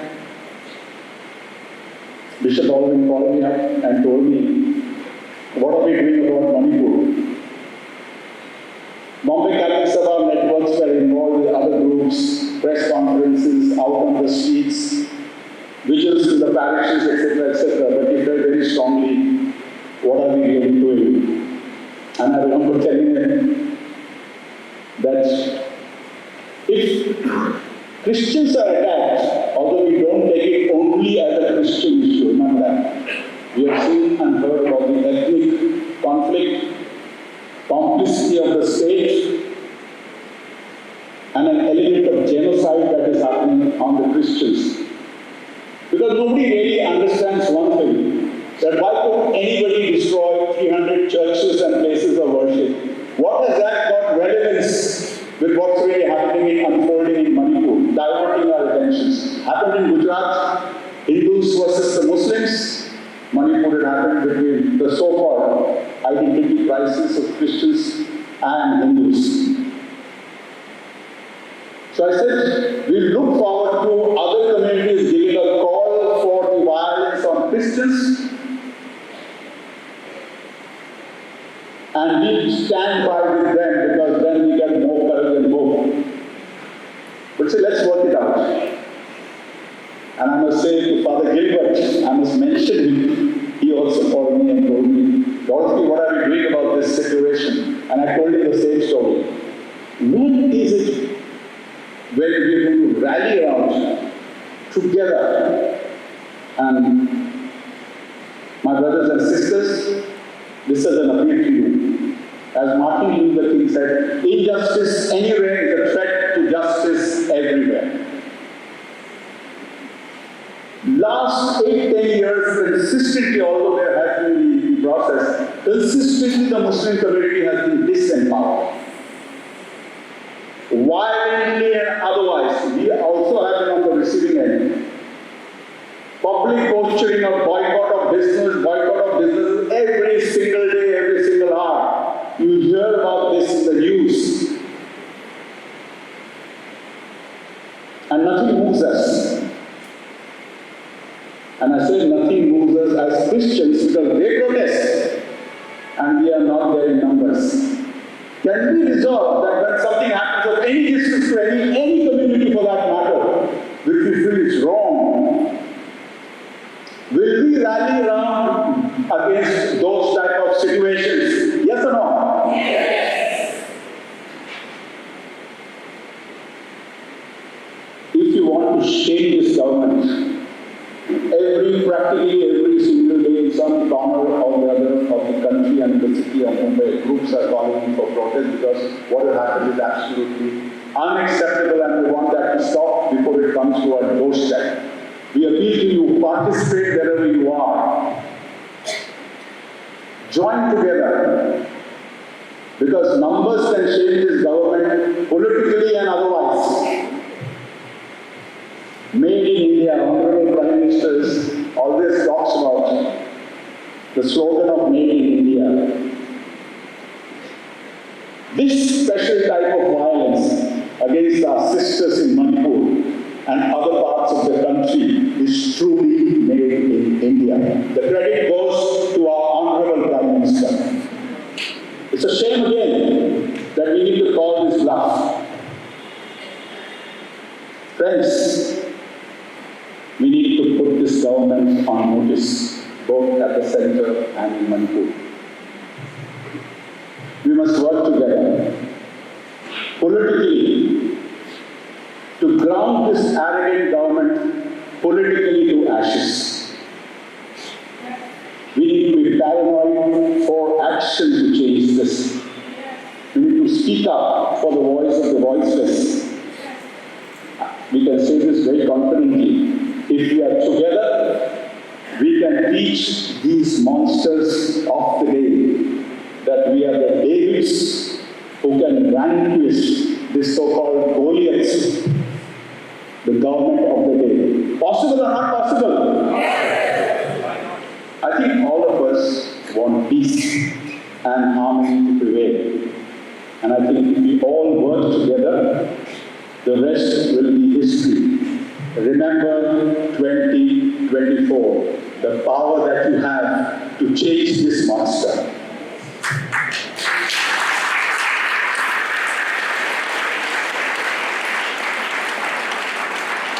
We are very happy to announce to you, after long years of incarceration and false accusation, that our colleagues, Arun Ferreira and Vernon Gonsalves, incarcerated in the Bima Goregaon, have been out on bail.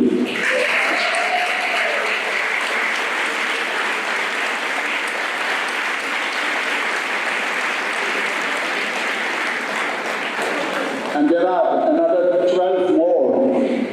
We don't want what happened, unfortunately, to Father Stain, Swami the Martyr. We must work to raise our voices. एक slogan देते हैं हम, अब सलीम आइए जरा इधर. हम सब जरा जोर से बोलिए. हम सब. पता नहीं अभी चाय वापस है कि नहीं. जरा जोर से बोलिए. हम सब. Can we stand and then show our the thing? हम सब देखो. Please, all of you stand and then Bishop Alvin will take over from there. Okay.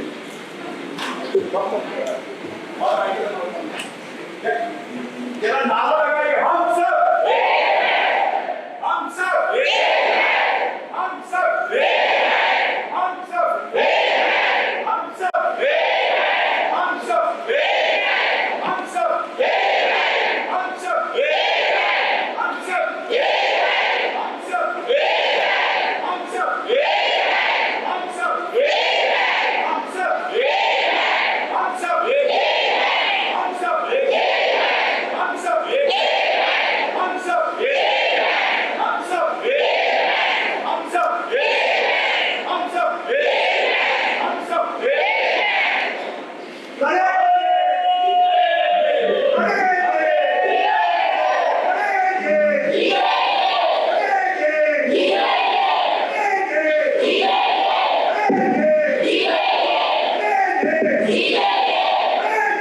Thank you.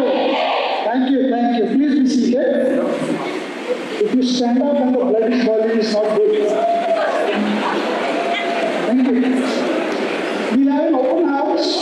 You can give your comments. Anybody wants to say something, give some comments. And then we have the concluding remarks by Bishop Alvin. Anybody wants to say something, the house is open. Is the mic going around? Can we have too much? Yes, yeah. You please come forward. Hello, sir. 1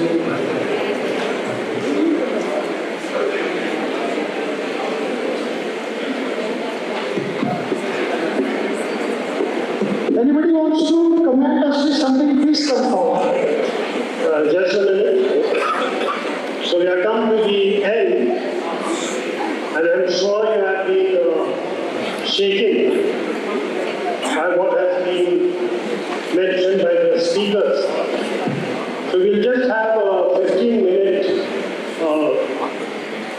open house where you can suggest.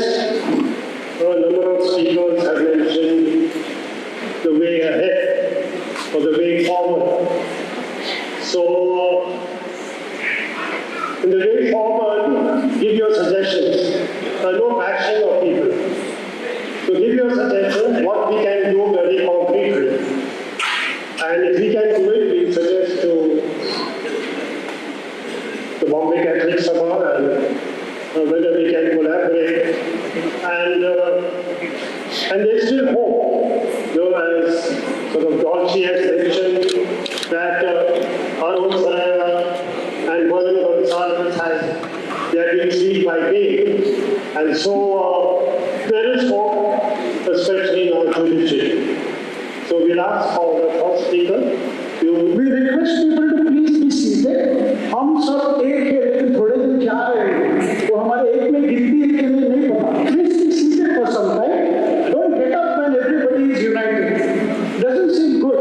Please. Thank you. Please introduce yourself and then in brief so that others can get chance for brief your suggestion to the way forward. Don't explain about the situation. I think we have heard enough. But what we can do in future. Thank you, Vishnu. My name is Matthew Anthony. I'm a professional lawyer. I'm sharing a few words because I was in Manipur on the 27th of May. Then I moved to Mizoram. I had to rush back to the airport because we were threatened on the road. Now, we have been clapping, we have been getting together. I'll take a minute further, but I'll just share what it is we can do. 53% of the population is Meitei, 16% is Kuki, 24% is Naga.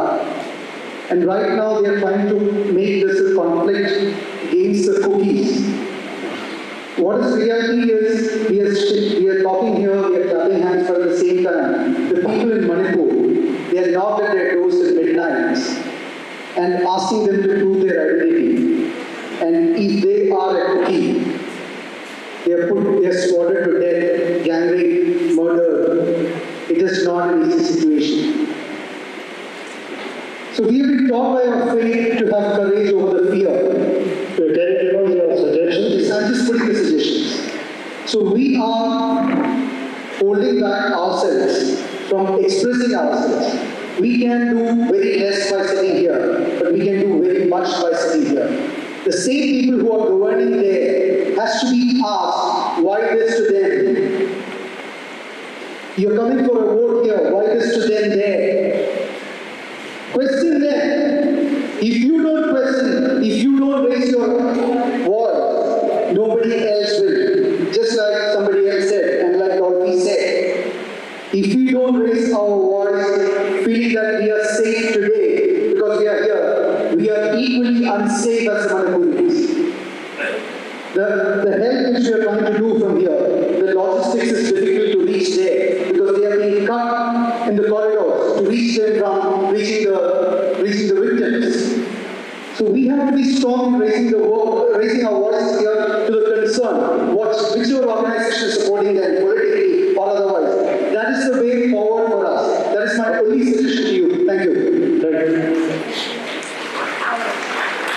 We have the ecclesiastical advisor, Father Felix. Father Felix, could you please come forward? Yeah, we can speak only for 1 minute. We have only 15 minutes. Yes. Speak for 1 minute and give your suggestion. I'm Dr. Supreme Mate, President of Student Organized in Mumbai.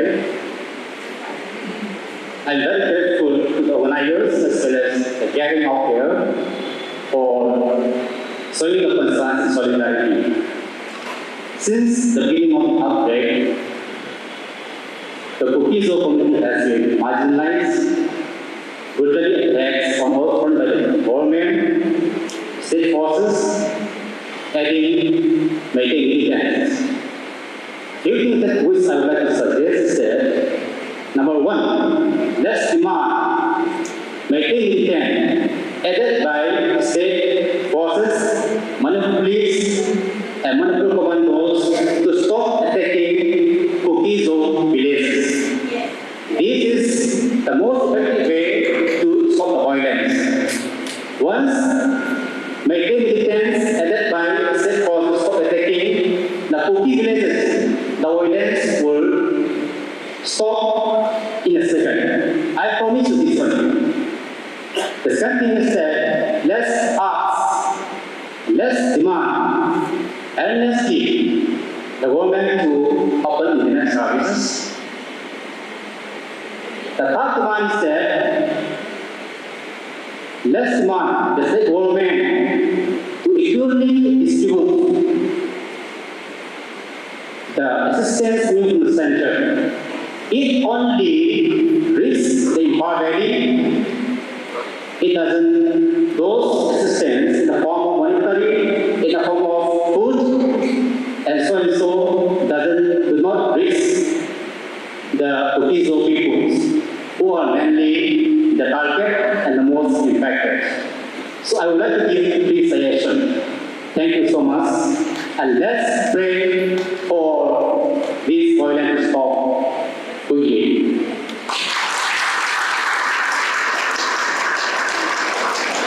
You have mentioned various demands. Yeah? So can you write down and give it to us? Yes. Yeah? So 3 or 4 demands so that we can take action. So if you can write down and give it to us at the end of the meeting, there are some points.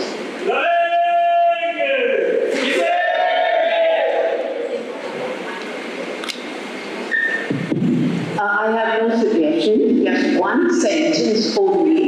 In continuation of what our President Dolphy just said, I just realized that this whole gathering has been brought because of the Bombay Catholic Sabha, and the word Catholic, we must remember, is universal.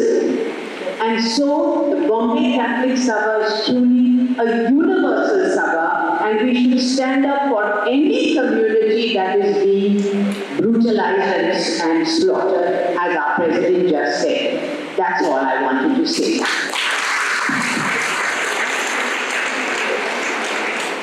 My name is Rafael D'Souza.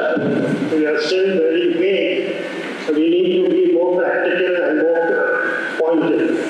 Yeah. My name is Rafael D'Souza, and I happen to be the Secretary General of All India Catholic Union for the current term. Advocate Irfan Engineer was making a mention as to how people are reacting.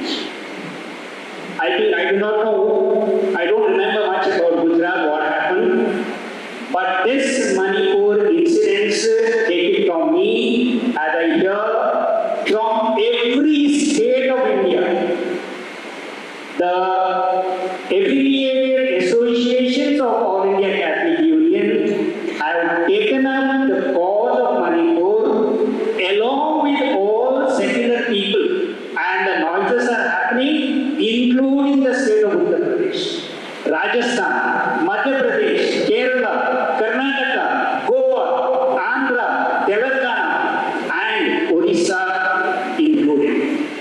So all the citizens are united together as to what is happening in Manipur. However, there is only 2 suggestions I would like to make. That we continue this fight all over India until Narendra government is sacked and the people of Manipur, the second suggestion is people of Manipur, those who are not affiliated to any political parties, they should come together, work out a solution, stand united and speak for themselves. Third, please extend your helping hand through cash or kind, through the associations like Bombay Catholic Sabha, and send it to the diocese of concern, which will go to the Impar diocese for rehabilitation. Thank you.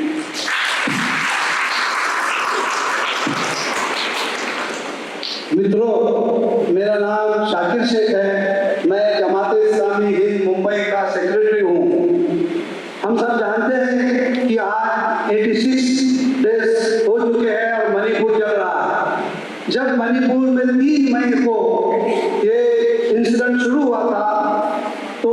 ठीक 9 दिन बाद United against injustice and discrimination, ये forum से हमने सबसे पहले महाराष्ट्र में एक प्रेस कॉन्फ्रेंस दी थी, जिसके माध्यम से हमने सरकार को ये संदेश दिया था कि इस हिंसा को रोको। उसके बाद अभी 3 दिन पहले भी हमने एक बहुत बड़ी प्रेस कॉन्फ्रेंस देकर सरकार को संदेश दिया। और हम सब जानते हैं कि पूरे देश में सारी जनता, सारे लोग रास्तों में, मैदानों में आके और सरकार को अपील कर रहे हैं कि वहाँ शांतता रखी जाए, वहाँ पीस कायम हो। लेकिन आप सब समझते हैं और सब अच्छी तरह जान चुके हैं कि ये सरकार ये खुद नहीं चाहती कि वहाँ पीस कायम हो। जरूरत इस बात की है, हम बहुत ही मुबारकबाद देते हैं हमारे डॉल्फी भाई को, जो इसके मुंबई कैथोलिक सभा के प्रेसिडेंट है, कि उन्होंने आज इस लोगों को यहाँ पर रोका, इस जगह जमा किया और उनको अपील की कि जो गुजरात में हुआ तब हम शांत थे, लेकिन किसी भी माइनॉरिटी को, किसी भी कम्युनिटी को इसके आगे अब शांत रहने की जरूरत नहीं है। हर एक का एक के बाद एक नंबर आने वाला है। जरूरत यह है कि किस तरह से एकजुट होकर आप सबने कहा कि लड़ेंगे और जीतेंगे, तो हमको यही जज्बा, यही ताकत और यही हमारी एकता एक साथ पूरे देश में रख के एक कम्युनल फोर्सेस को, गवर्नमेंट को, इसको पावर से हटाना है। आज से हम सब यहाँ से यही अहद करें और यही सब फैला के निकले, और हमारा ये जज्बा जब तक हमें सरकार को ना हटा सके, हम इससे पीछे न हो। धन्यवाद।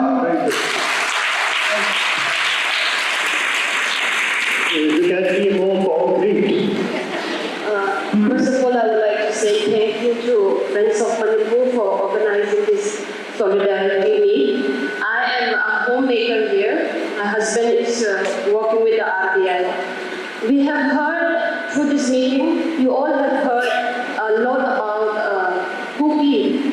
the Kuki people, especially in point of view of how they are suffering right now. I would like to share with you a different perspective of the Kukis.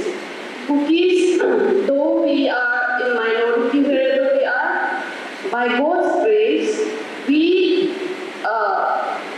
try, I should say, especially in terms of government service.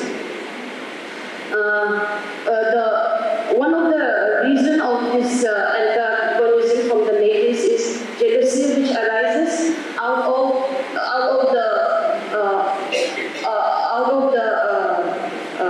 success we get in government jobs, especially.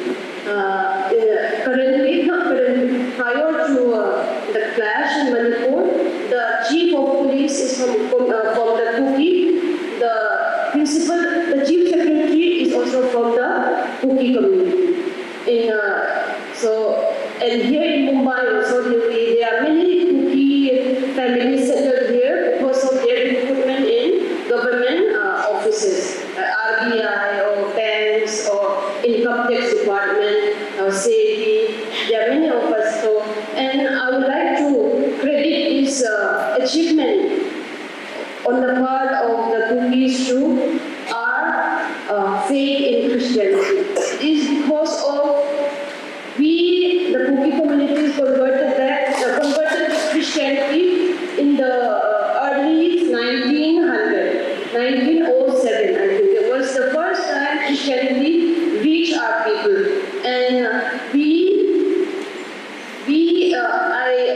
I am speaking on my behalf, but I believe my fellow Kuki people also will agree with me that it is because of our conversion to Christianity, of our faith in Christianity, that has uplifted us from our days of barbarism, of headhunting.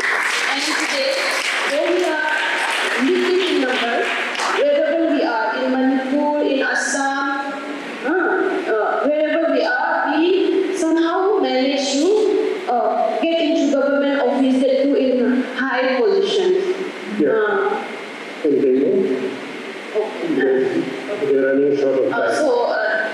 Once again, I would like to thank all of you and the God which we worship, of course.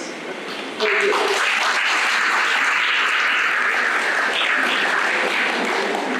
Like Dorothy had just said, that if it is Catholic, we Christians come out and fight.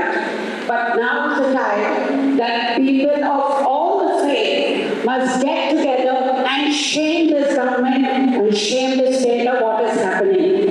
And we, as the contribution is going on, we should know the various organizations who's collected this contribution and the link that will be sent right to Manipur. So there should not be anything in between. So wherever the contributions are happening, a list of that should be sent so that people who want to send their contribution in kind or deeds can contribute, and the link with where Manipur is, the link should be there. I want to make just two concrete suggestions. One is the speakers have made so many suggestions, okay? Why don't we collect all those suggestions, put it in a memorandum, and you've taken all the names and addresses of people and mobile numbers, whatever, of people over here, put their names over there, put all the Catholic Sabha membership should be behind you. Send that memorandum to the government. Send it to Manipur also. I think that should be one common action that should be done. Secondly, there are so many public demonstrations called for, mostly by activist groups, feminist groups, and Catholics are conspicuous by their absence. I think we should get more Catholics coming to such demonstrations. Just a handful of us are there normally, okay? We should get many more coming so that we make ourselves visible in the mainstream of this country. Thank you. So we can take the rest of the day. So the one concrete action that we can take, that all you can write out all the demands that were made by the speakers and also by that person here. And then we can also, we have got all the signatures. So we can attach the signatures to these demands and send it to those who are concerned. So that will be one concrete action that is true. Will you agree to put your signatures on these demands? Yes. Okay, let's do. We'll have last three interventions. As suggested, it should be a suggestion. But we are giving all the descriptions of the money. I am Rocky Dias from Dombivli. Here, as a friend of Manipur, I have come here. My suggestion is only we have to take a resolution. We have to make a resolution over here. Everybody is saying, speak up, speak up. What is the meaning of speak up? What to do and how to do, that we do. Now, we have to, under JTC, some lawyers are there. We have to take, and we have to make a resolution, resolve that. We have to write individually under one chair that this government of Manipur immediately be dismissed and a protection for the Manipur people and other countries. Even all the countries are together now. We have to be as united as one. Thank you. Okay, the last two.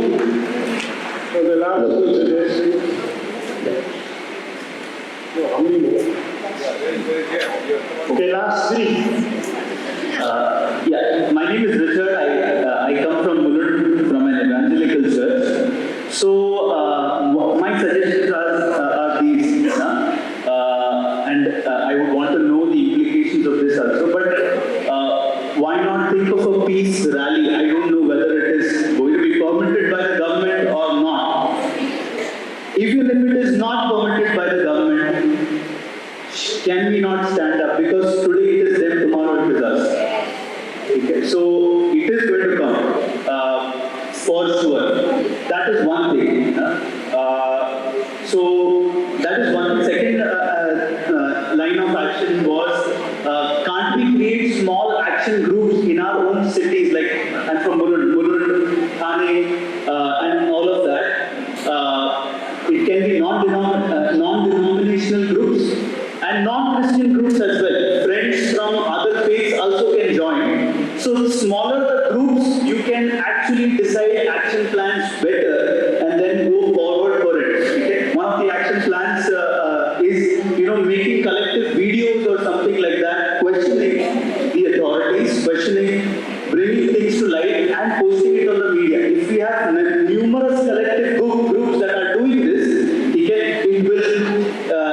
be recognized or it will be taken note of. Okay? Another thing that was pointed out was petitions that can be signed. There are numerous people here today. Before if something like that can be done, our coming here would make a mark. So yeah, please. Good evening, everybody. I just have one suggestion. That is, see, everybody wants to fight for injustice. I know all of you all have some spur within you to fight for injustice, as I have them. So whenever I do it, I fall into trouble. I have to go to the police station. My wife says, "Ishto mother podlo," and the maka bail dum potta. So I suggest the Bombay Catholic Sabha to have a battery of lawyers who are ready to give their free service to such people who are fighting for injustice.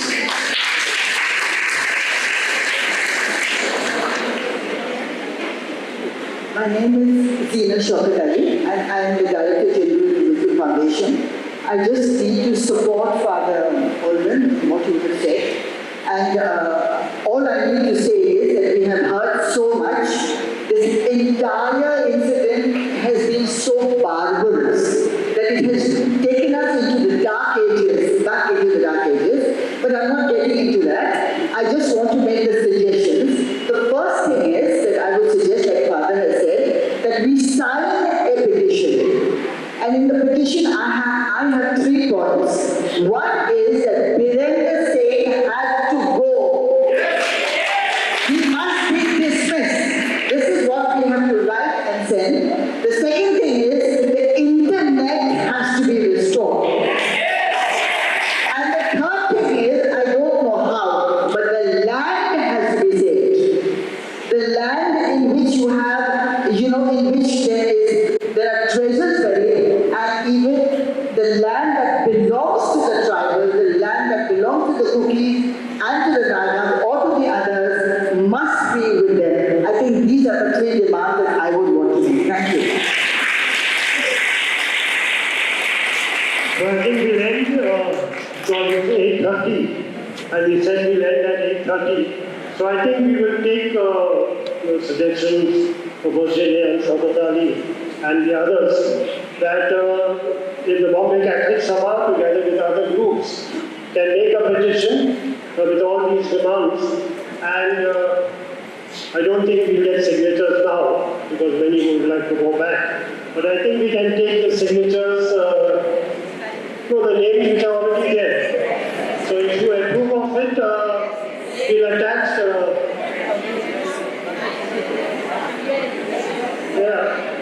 So the resolution is we give all these demands. Now it will take a long time.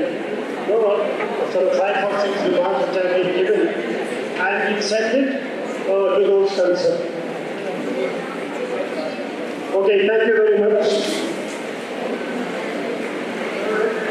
Now just a minute. Please don't go, there's a national anthem, please. We'll finish in 2 minutes. What we will do is do a WhatsApp or group of all who came today. We'll work out the petition and then we'll take your approval. So that some people have already left. It will not be fair to just take endorsement without taking your approval. Okay? We will also request our sisters and brothers from Manipur to just come in the front. And we have Nabat, the Vice President, very short vote of thanks. Then we have the national anthem. Okay? Please. You can remain standing here. Please have some patience. After the vote of thanks, I would request all our Manipur friends to please come forward and lead us in the Janaganamana. Please. Thank you. On the behalf of the Bombay Catholic Sabha, I want to thank first Most Reverend Bishop Olman for taking the first step for holding this meeting. I want to thank the speakers, Madam Krishna Satalwar, Madam Rupa Chennai, Senior Advocate Meet Desai, Mr. Irfan Engineer, our President Mr. Dolphy D'Souza, Sister Rita and Sister Laita for providing this hall for us here. The Senior Inspector Sanjay Matre, Ramesh and his team from the Band station. We also thank the priests and the nuns, all the deceased members, the network group and NGO, and the people of other faith for showing their support. The people from the Manipur who are coming here for this meeting, and you, the friends of Manipur, who have come a large numbers to attend and give us support. A very good thank you for all, not forgetting the reading sound from Manipur. Thank you very much and good night. Can we all stand up for the national anthem?